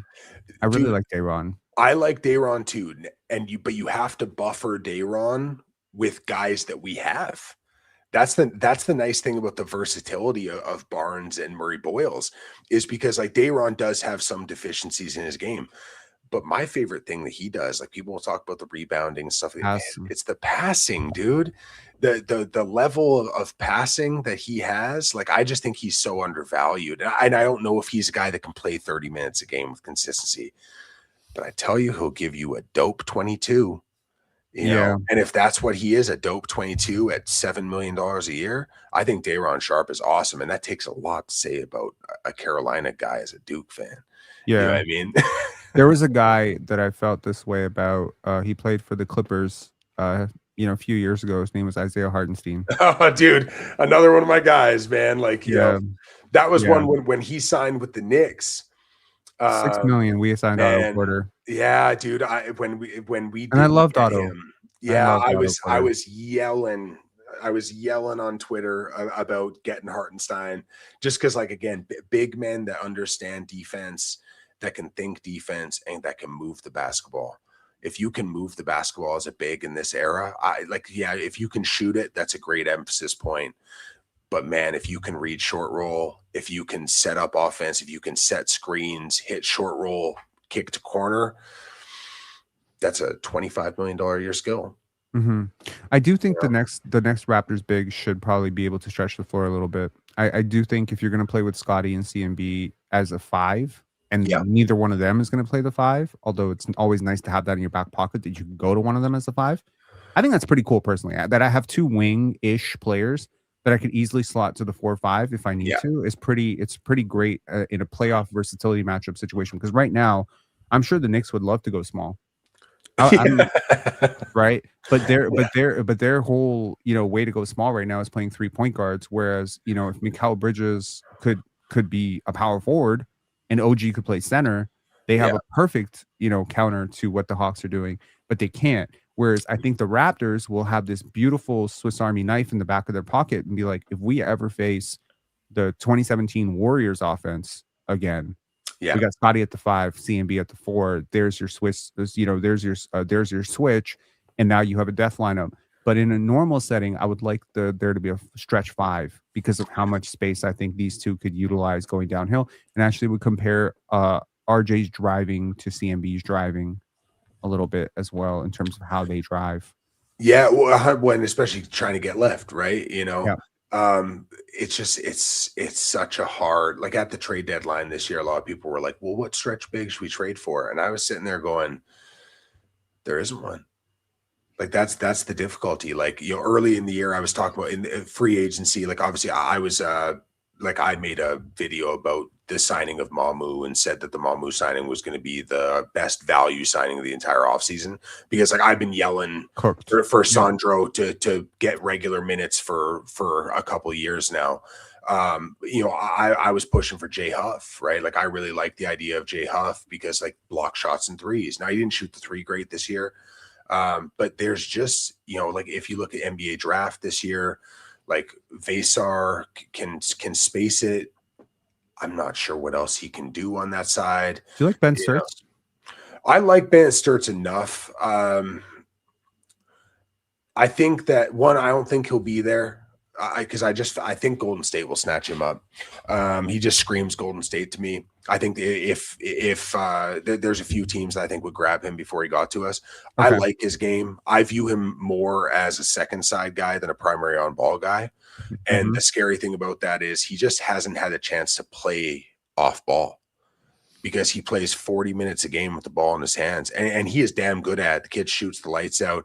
I think the defense is bad, but I don't think the defense is unplayable, right? Like I think that he can find a way to be a bad defender in the NBA, not a impossibly bad defender in the NBA, right? Like, it's going to be tricky for him though. At that draft range, like obviously if you were to go up, I'd love a guy like LeBaron Philon or somebody. If you're going to get a guy around, like we're picking 19, right? If you're going to get a guy in that range, if it's Sturts or somebody else, like I'd rather, get a true wing and like a guy like Cam Carr, or get, even take the risk of Christian Anderson, somebody that can really, really shoot it and space the floor and offer a little bit of like dynamics. Right. There's a bunch of centers though that I love in this draft, but not many of them can shoot it. That's the shame of it, right? But I like Bennett Sturts though, and like I said, I think the jump shot's real. I think his ability to see is something that, like, just see the game, see how it's unfolding, see situations. He has a very special vision for the game. It doesn't necessarily translate in a million assists. I'm not saying like it, but it's just his read of where he needs to be in situations, and his ability to win inches on the court is very special. Steph Curry-esque, not Steph Curry, but there's a quality to how Steph Curry sees the game which is truly unique. Like there's something completely different and distinct about his entire approach and mantra to the game. And I truly believe that like he will be successful because he is too good to not find a way to be successful. Yeah. If that makes sense. Yeah. And like, again, like with Sturts, I think that even it's weird to say I think a guy's versatile when he hasn't had the opportunity to show he's versatile. So like a lot of it's projection. I think he's going to be a guy that, like, as a 2, ends up being like a brilliant second side creator because the passing reads are there. But then he won't need to be an on-ball, like, separator as much. And I think that that's where it might be difficult for him, is to be the guy ball in hands. Like, he has to operate off pick and roll to create separation at the NBA level. Right. And when you have to run PNR all the time, your offense becomes very limited. Like, it just becomes very stagnant, So I love the idea, like, him as a bench guard. The guy he really reminds me of is Ty Jerome. I think he's a better shooter than Ty Jerome. But like similar kind of build, similar kind of makeup to them. And Ty Jerome's one of those guys that, like I said, he's good on ball running a bench unit. You put him with starters, I think he can be a better defender than Ty. I think he can be a slightly better defender than Ty Jerome. And like that, I think in and of itself might wise, be the. Yeah. And I mean, like, look, every team wants to find like the next Austin Reeves. Yeah. Fred VanVleet, right? You got to find value somewhere where people aren't looking. And the problem is people are better at looking than they've ever been before. Yeah. Right. Like you're not finding like some kid in Kenya because everyone's looking in Kenya. And it's just like global scouting is made. It's like, so right now, I think the Raptors, at least last year, going with Elijah Martin, which I didn't agree with. I thought they should have gone with Maxime Reynaud, but whatever. He didn't want to come here. Going with Elijah Martin, who had a pretty good run in the G League this year, admittedly, came a long way as a jump shooter, still might work out as a basketball player. I'm curious, like, as a final 2 questions, really, before we get out of here, because I mean, gosh, like, you've been coaching all day. I'm taking up so much of your time. I'm loving this conversation. It's been awesome, but I do want to be respectful of your time. We said 45 minutes. We're at an hour and a half, so we've already doubled up. We've already doubled up. We're going for like almost an full NBA game at this point. So I apologize. No, bro, that's good. But that being said, I have like two final things. Sure. One is, what have you made of Scotty Barnes in this series so far? He is number 6 in the NBA in scoring right now in the playoffs, which is quite ridiculous. Do you think this is sustainable? Do you think this is something that the Raptors should build towards?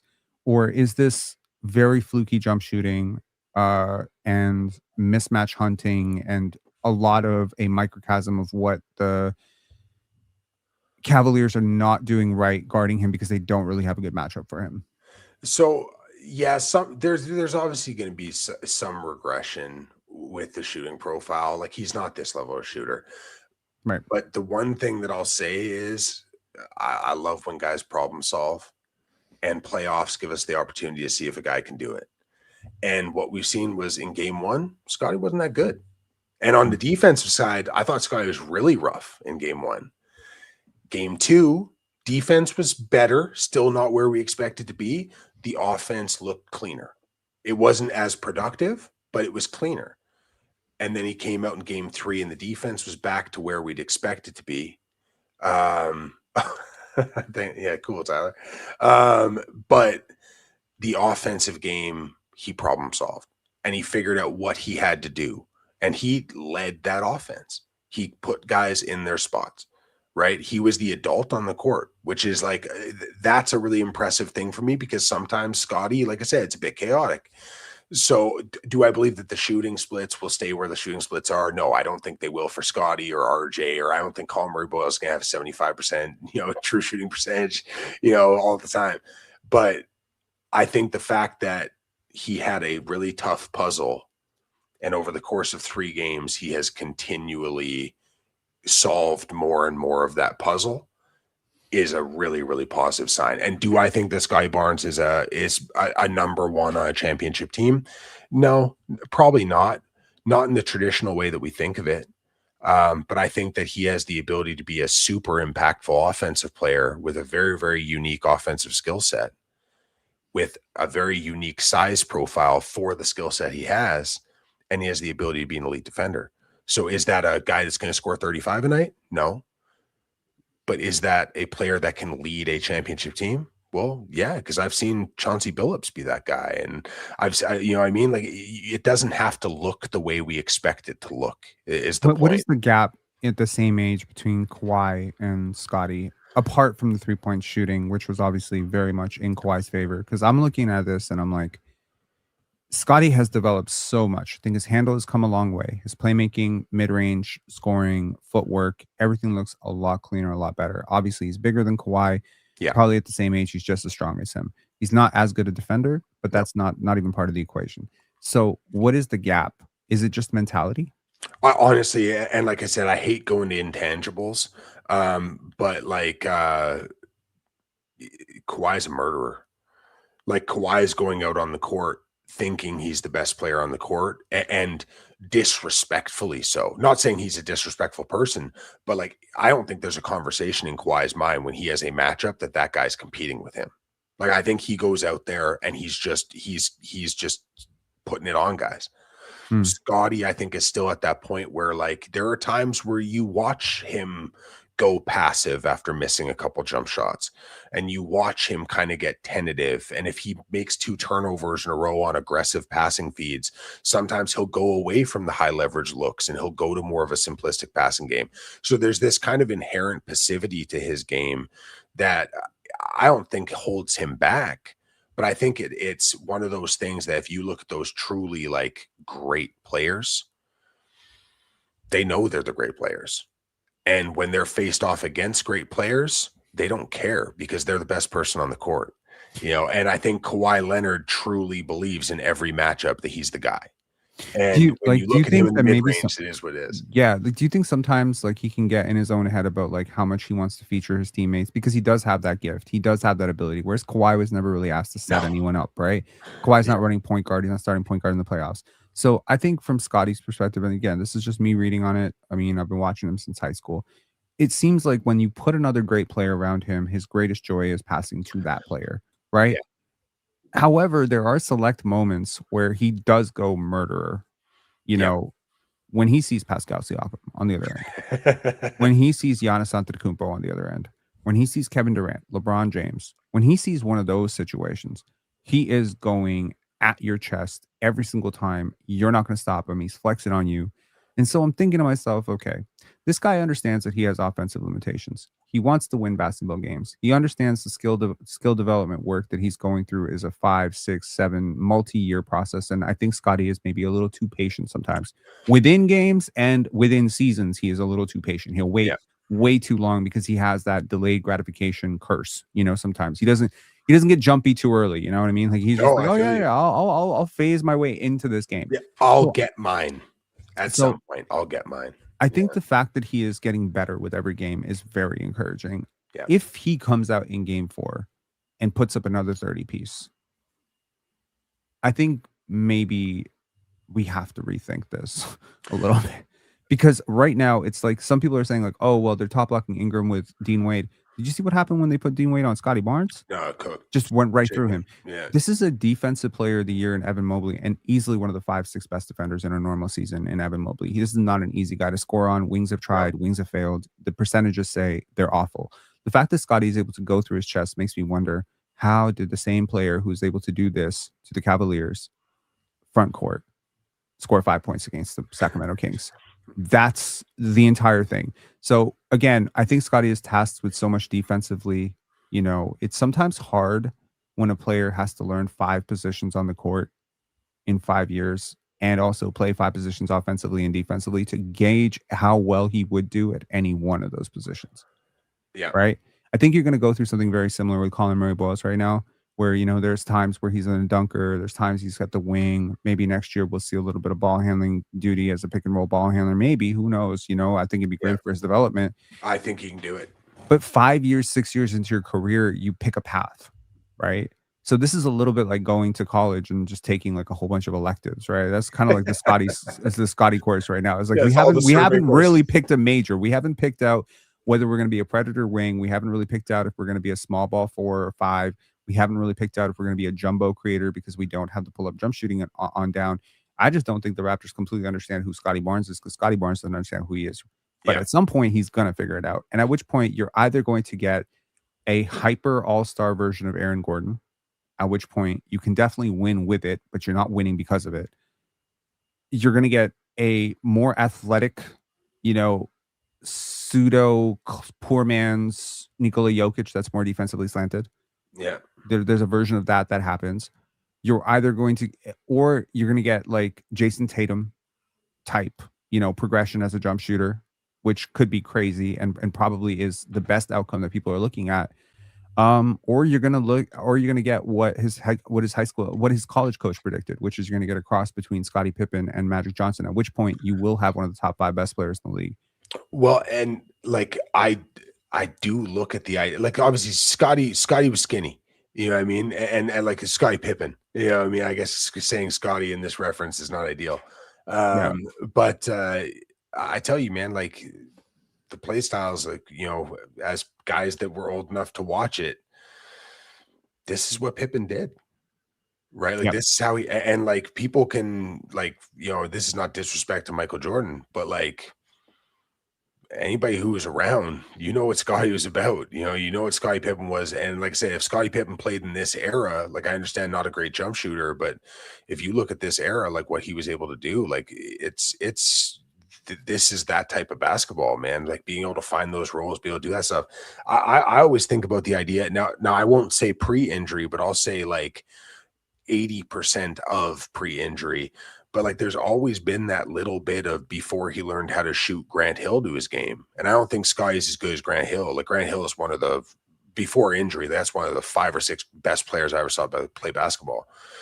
But there are elements to how Grant Hill played the game, especially before he turned into like a really good shooter after later in his career.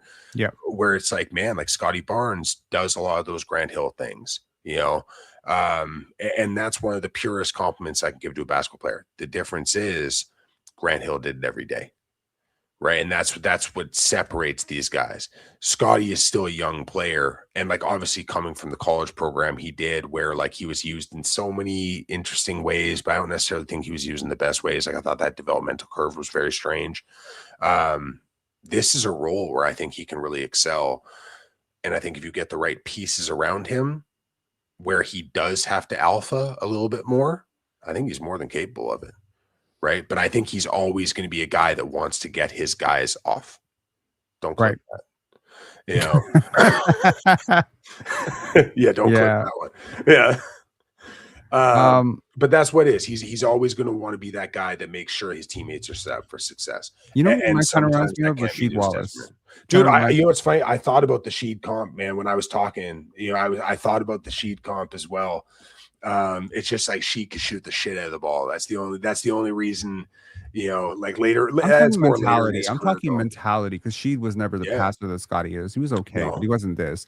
Like Rasheed Wallace, I remember watching Rasheed Wallace on the box against the Lakers, and there was a commentator, I don't remember who it was, honestly, at this point, and they're like, the Lakers, the Blazers are arguing they don't have anyone to guard Shaquille O'Neal. It's like, well, the Lakers are saying we don't have anyone to guard Rasheed Wallace. Yeah. And it's true. They didn't. Yeah, And they 100%. had Robert Horry on the court. Yeah. Couldn't do shit. Yeah. Couldn't And shit. and it's like Rasheed Wallace's numbers never really, because he was on those deep Blazers teams and playing with so many good players. Oh my God. In 2000, 2001, I was just like, oh my God, like this is the deepest basketball team. That's my favorite ever. roster ever. Yeah. Like, I mean, it is absolutely like if you replace, no offense, Damon Stoudemire with, like they had Greg Anthony coming off the bench for them too. Yeah, I'm trying to think like what point guard would have brought them over. Gary Payton. At that, well, yeah, Payton. 98 Payton would have brought them over or something like that. Like that roster was so good. It did not feature like a one guy, but it's like anyone who actually watched that team. First of all, just perfect segue to say this. My favorite comparison for a CMB is one of my favorite players, Brian Grant. Honestly, Brian Grant also one of my favorite players. The reasoning, however, is very weird. The first time I picked up a copy of NBA 2K. Okay. Right? I picked the Portland Trailblazers, and I scored 50 points with Brian Grant. Okay, there you go. And I was like, B Grant is one of my favorite players from here on out. It was funny, but you know, I've kept up with Brian's entire career post basketball and everything. Such a beautiful human being. But yeah, like what a great player. Even in Miami, what a great player he was. And a tone setter. I understand why people want to compare Colin Murray-Boyles to Brian Grant because of the hair. Yeah. It's definitely the hair. It's got to be the hair. But yeah, like Brian was a great basketball player, like fundamentally awesome basketball player. I think CMB is a better defender though. Well, and Brian Grant had certain limitations, right? Like Brian Grant was pure energy and fervor, right? Like not the most skilled dude, not the most dynamic dude. I think Colin Murray-Boyles can be that player. Oh yeah. But like that's the baseline. Oh yeah. You know, yeah. because that there's so much more fundamental skills to his game. But like I love Brian Grant too, man.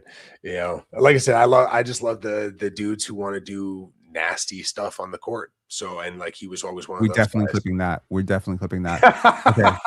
I've said too many of those things today, Too man. many. I don't know. Okay. Yeah. But the reason I was compared to Rashid was one of my favorite players growing up. Yeah. Not just because I also got technical fouls. I got a lot of technical fouls. Okay. I threw a guy through a table once. I had a bit of a temper on the basketball court. That's Serbian basketball, brother. You know? Dude, absolutely. But I've calmed down a lot. Now I would gently place them through the table. Okay, that's you know what I ideal. mean? So Yeah. we have calmed down a lot. But that being said, Rashid was one of those guys where you just felt like he can get 25 whenever he wanted. And when necessary, he'd give you your 25. Yeah. But most nights he's happy with his 20, 19. And I don't necessarily think there's anything wrong with that. But I do understand the value of a guy who gives you 25 every night. I do get that floor of like, I can set my clock by to borrow a chillism. There's a lot of chillisms. You can't spend this much time with Showtime Hoops without picking up some chillisms. Who are you on a Tuesday? Yeah. That, yeah, like, and I think this comes down to like the mentality shift that has to happen for Scotty. I think two critical things have to change. Number one is my worst games can't be this bad. Every single time somebody pays to see me, I cannot let them walk away thinking this is who I am as a basketball player. I cannot walk away thinking I'm two points, 7 assists, 9 rebounds. They can't think this is me because that's disrespectful to who I am. And number two, the more I score, the better I can pass. If these two ideas, if these could be like inceptioned into his brain, you know what I mean? Like in a dream state, like just put these two thoughts in your brain right now and wake up tomorrow and then act with that as your modus operandi for the rest of your life. I think you'd be a 24-point per game scorer. So if he doesn't become a 25-point per game scorer, it'll be a choice. And that's the point. Final thing I have for you is what do you think the Raptors should do this offseason? Like, give me a quick blueprint of like what you think the Raptors should do, from re-signing RJ Barrett, extending, trading, what roster pieces, and really the point of this is who are the 8 players that you are leaving protected in an expansion draft if one were to happen? Like, who are the ones that those are my 8? So Raptors fans aren't gonna like this. I've been saying for 3 years, you got to build it from the draft out. The pieces don't fit. The roster's expensive. That's not a good starting point. You know what I'm saying? Like that's the difficulty is the opportunities to improve this team significantly to get it from like a playoff team to a playoff contender. They're that small. Right. Like the reality is like Mamu's probably gone this offseason. It's going to be really, really tough to create the money. Like you're going to have to go MLE to get him. And now you can't add beyond him. Would you pay 8? Yeah, I'd pay 8. I don't know if I'd go much higher than 8, but like whether you go taxpayer or the MLE, if you bring him back using that space, now you can't add. Like your opportunities for adding, like legitimately adding, are very minimal. The 19th pick in a very, very good draft. Absolutely. But that's going to be, unless that hits in a really wild way, that's not the thing that sets you over the top. So I think if you want to take this from a team that, finished 5th, was a good team, 46 wins, if you want to get to that next level of being a 52, 53 win team that has a legitimate chance to win a couple playoff rounds, I think you need to figure out how the continuity on the roster works. I think the pieces need to work together because you have a coach that wants to run a very specific 0.5 offense on the one side of the court. He wants to run a recovery-based movement defense, a switch-based defense on the other end. And you got players who don't do those things effectively. Okay. And critical pieces. So I am of the mind where if you can move off big salaries, if you can bring back capital, like draft capital predominantly, without having to take too much in terms of bad contracting, if you can open up some level of flexibility. This doesn't mean necessarily dump everybody in the world, but bring back some level of flexibility so that you have the opportunity to actually advance this team, even if you have to take a step back. That would be my approach. So whether that is moving off of RJ Barrett if he has his stock, if some team watched the playoffs this year and decides that RJ Barrett is that separator. If some team really wants the isolation scoring ability of Brandon Ingram, or thinks that Jakob Poeltl's back isn't held together by duct tape, you know what I mean? Or, Quickley, or whatever you can move off of. I know that pieces aren't exactly tantalizing in a lot of cases because they are top end of their marketplace financially. But would you do RJ for Patrick Williams and a pick? I got asked this one 24 hours ago. This one kills me because like Patrick Williams might have been the worst regular in the NBA this year. It's a tough contract.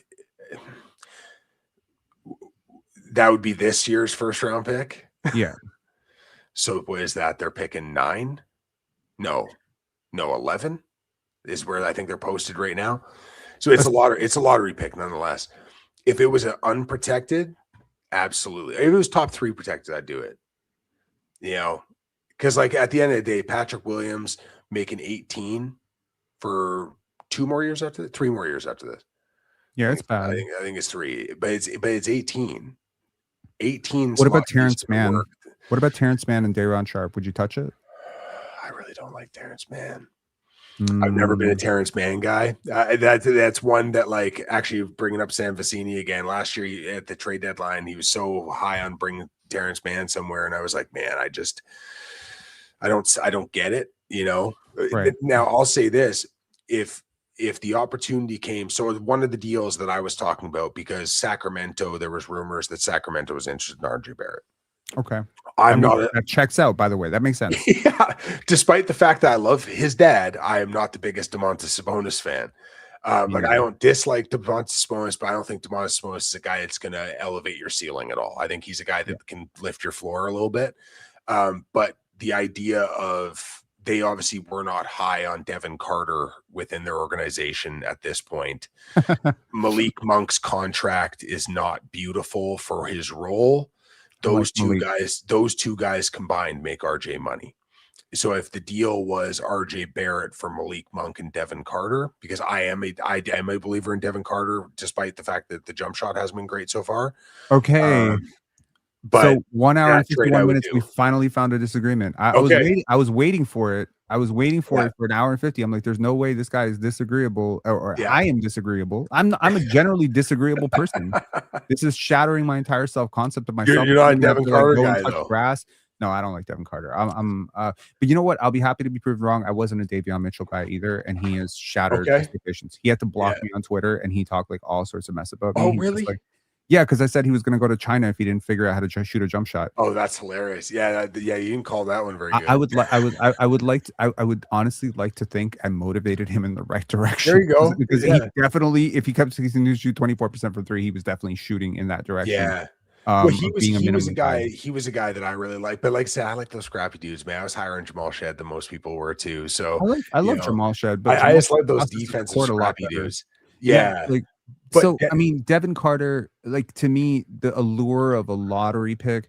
Do you have any belief at all that Grady Dick can turn it around? No, none. Okay, not within a system that involves movement and switching on defense. So I made a video before the season where I said, somebody was like, "What's the one thing you do before the season started?" And I said, I would trade Grady Dick today, because in this defensive system, he's going to get exposed so badly that by the end of the year, his value will be nothing. Do you see any value to him actually adding weight as a screener offensively, at least? Because here's the thing. I'm thinking he's getting stronger. He did make an improvement defensively this year. And he was still probably the worst wing defender in the league, though. So it was better than last year. Deontay George exists, my man. No, that's fair. That is fair. I it's hard to be on the Grady train. Notice I did not say the other variant of that, the Dick train. Yeah. It's hard to be on the Grady train because I've never really been on the Grady train. No, me neither. So getting in, in the worst possible place in his career, feels like I'm just trying to take the opposite take. However, there is a version of me that believes that he look, I had so many issues with people talking about Scotty's work ethic in year 2 that I'm never going to go there with a player. Like, unless I know his trainer and know him, I'm not even going to talk about, like, speculate on, like, this guy isn't working hard enough. But I'll speculate on one thing. Grady Dick is broken right now as a basketball player. It's a broken dick. You know, You know? he is a broken dick right now. Okay. This is a player that has been Frankensteined up and down, Yeah. unfortunately, to continue to use unfortunate language. Yeah. It's just, oh man. And they're not sure what they want it to be.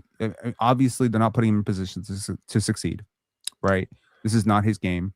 If you wanted to use him in a similar way to how you're using Brandon Ingram, he could be a little bit more successful, not on a good team, but he could be more successful in that mid-range area. His shot mechanics are not lending themselves to three-point shooting right now. It was unfortunate when I saw William Liu shared that graphic of like the top shooters on Noah, and he hadn't taken the 5 most attempts, and Garrett Temple had taken more attempts. I'm like, Grady, get in the gym. What are you doing? That's where, dad energy came out of like, Grady, what are you doing? You're failing your class, Yeah. He's still talented, man. And I feel like adding weight, and you would know this, as a coach, adding weight for a shooter is difficult for your mechanics, for your movement, for everything, really. Yeah. And if he was comfortable shooting at 190, 200, at 220, he's on another planet right now. Yeah.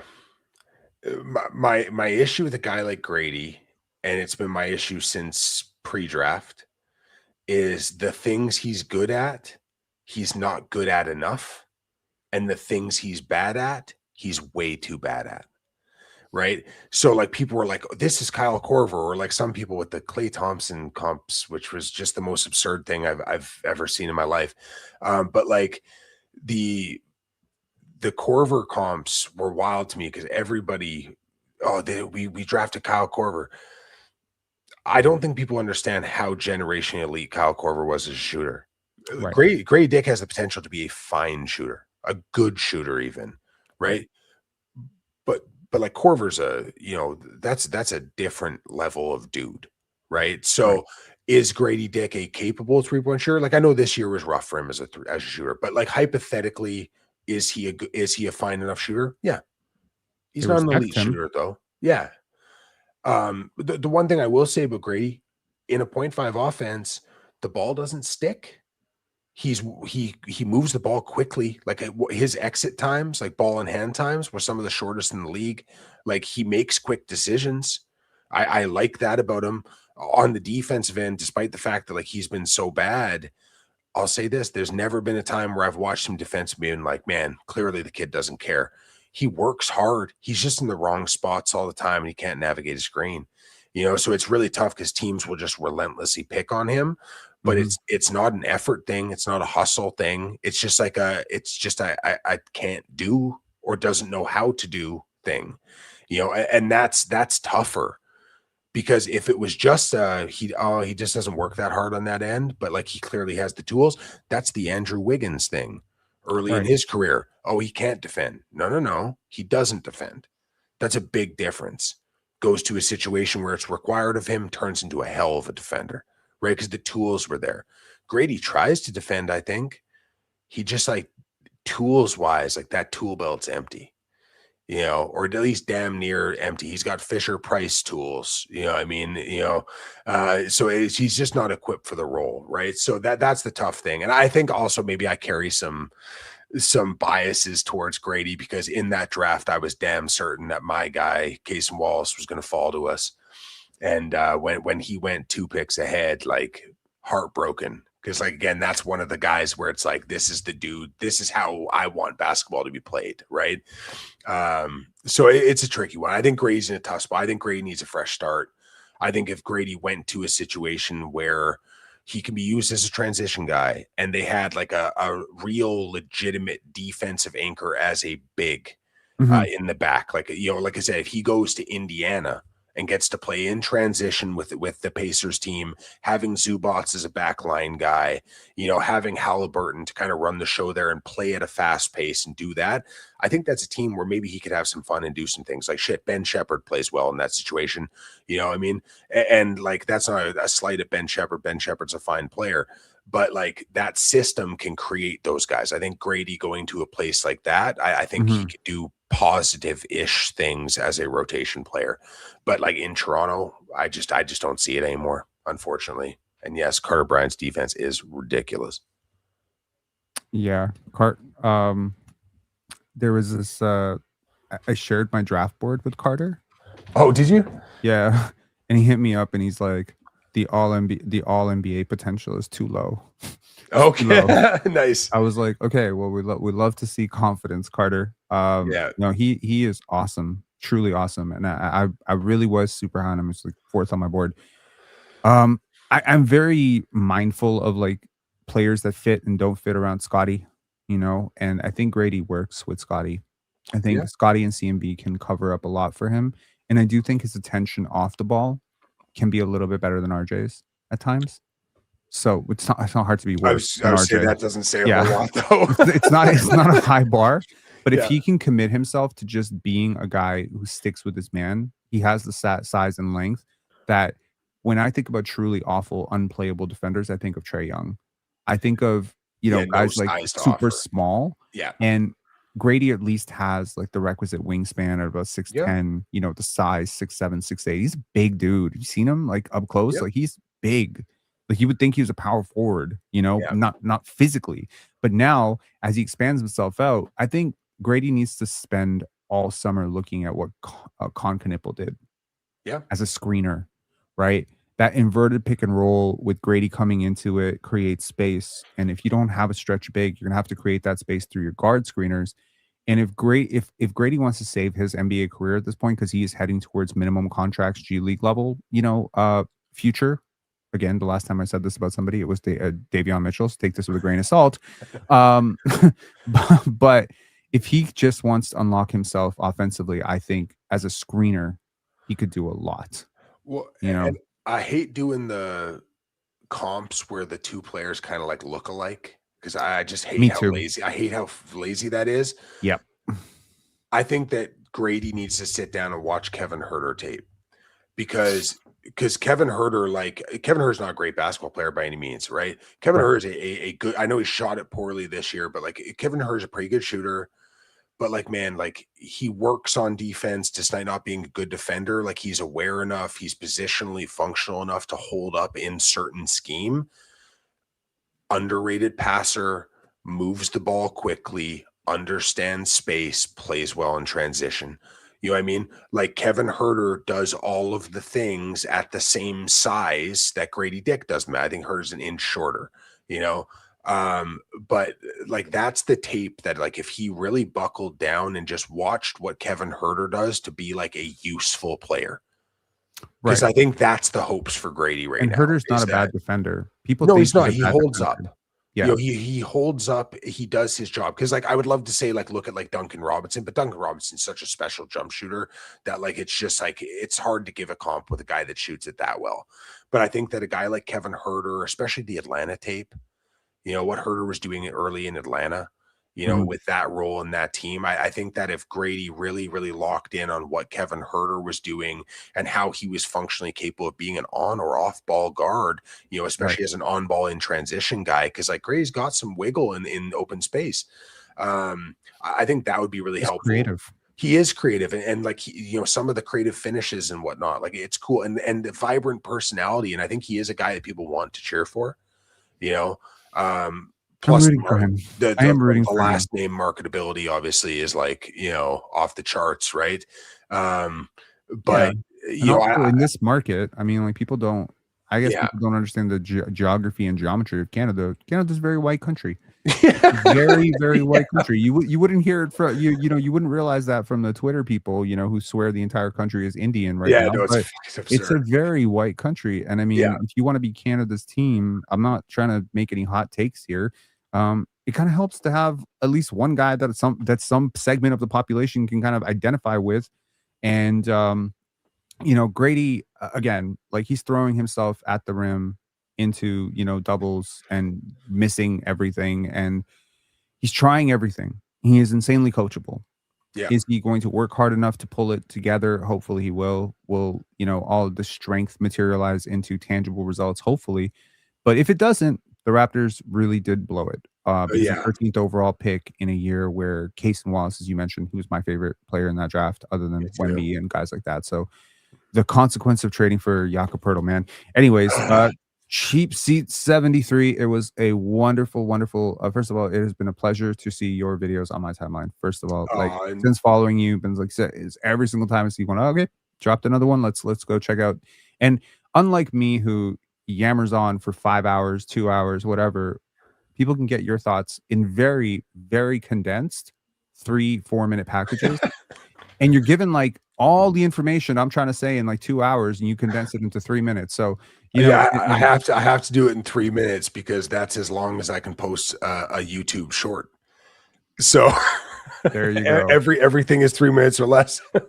There you go. But I have loved discovering your content. It's been super cool. I feel like an idiot for not knowing about you, because like everyone in our chat apparently knows about you, and they're like, oh, my favorite two Raptors content creators. I'm like, where have I been? Dude, that's so flattering, man. That's so flattering because I haven't been doing this that long, man. And like I said, like I've been following your stuff for a long time. I followed you on Twitter for a really long time. Yeah, like no, this has been cool, man. I appreciate you. I appreciate you giving me the chance to pop up and chat, and like it's been a dope chat too. So like hopefully we can do this again. Absolutely. Don't be a stranger. To anyone who wants to follow you, go follow them on TikTok. Let them know where to find you. TikTok, Instagram, and I've linked your YouTube. I don't know if that's the place where you prefer people follow you, but you do a lot of stuff on YouTube. I'm trying to build all three because like it's all new, right? So like Sure. Instagram's I've only been doing Instagram for like 2 months or something. So but yeah, no, any of the above, and I have everything linked through link trees and everything else. You can find me everywhere. Awesome. Good luck to the Raptors in Game 4. Predictions? I think Cleveland makes adjustments. I think it's hard for the Raptors to shoot 61% from three again. So I do think Cleveland takes Game 4, but man, I hope I'm wrong. I think the same thing, and I really hope I'm wrong too, but I'm happy that this team is going to have a lot of time to learn about themselves, and I'm really happy that they've extended the series at least to Game 5, Yeah, right? absolutely. There's two types of people, really. There's three types of people. There's the type of people who picked the Raptors to lose in 5. Then there's people who like the Raptors who picked them to lose in 6. That's me. And then there's people who are delusionally high on the Raptors, and Scotty Barnes, playoff riser tendencies, who picked the Raptors to potentially win in 6 or 7. Depending on which platform you follow me on, I've been all three. So yeah. Anyways, Mark, thanks a lot for coming on. Really appreciate you taking the time. And yeah, I hope people follow you out of this. This has been a really dope conversation. Thank you so much for that, man. Thanks, brother. You have a good night, eh? Yeah, you too. See ya. All right, see ya. See ya.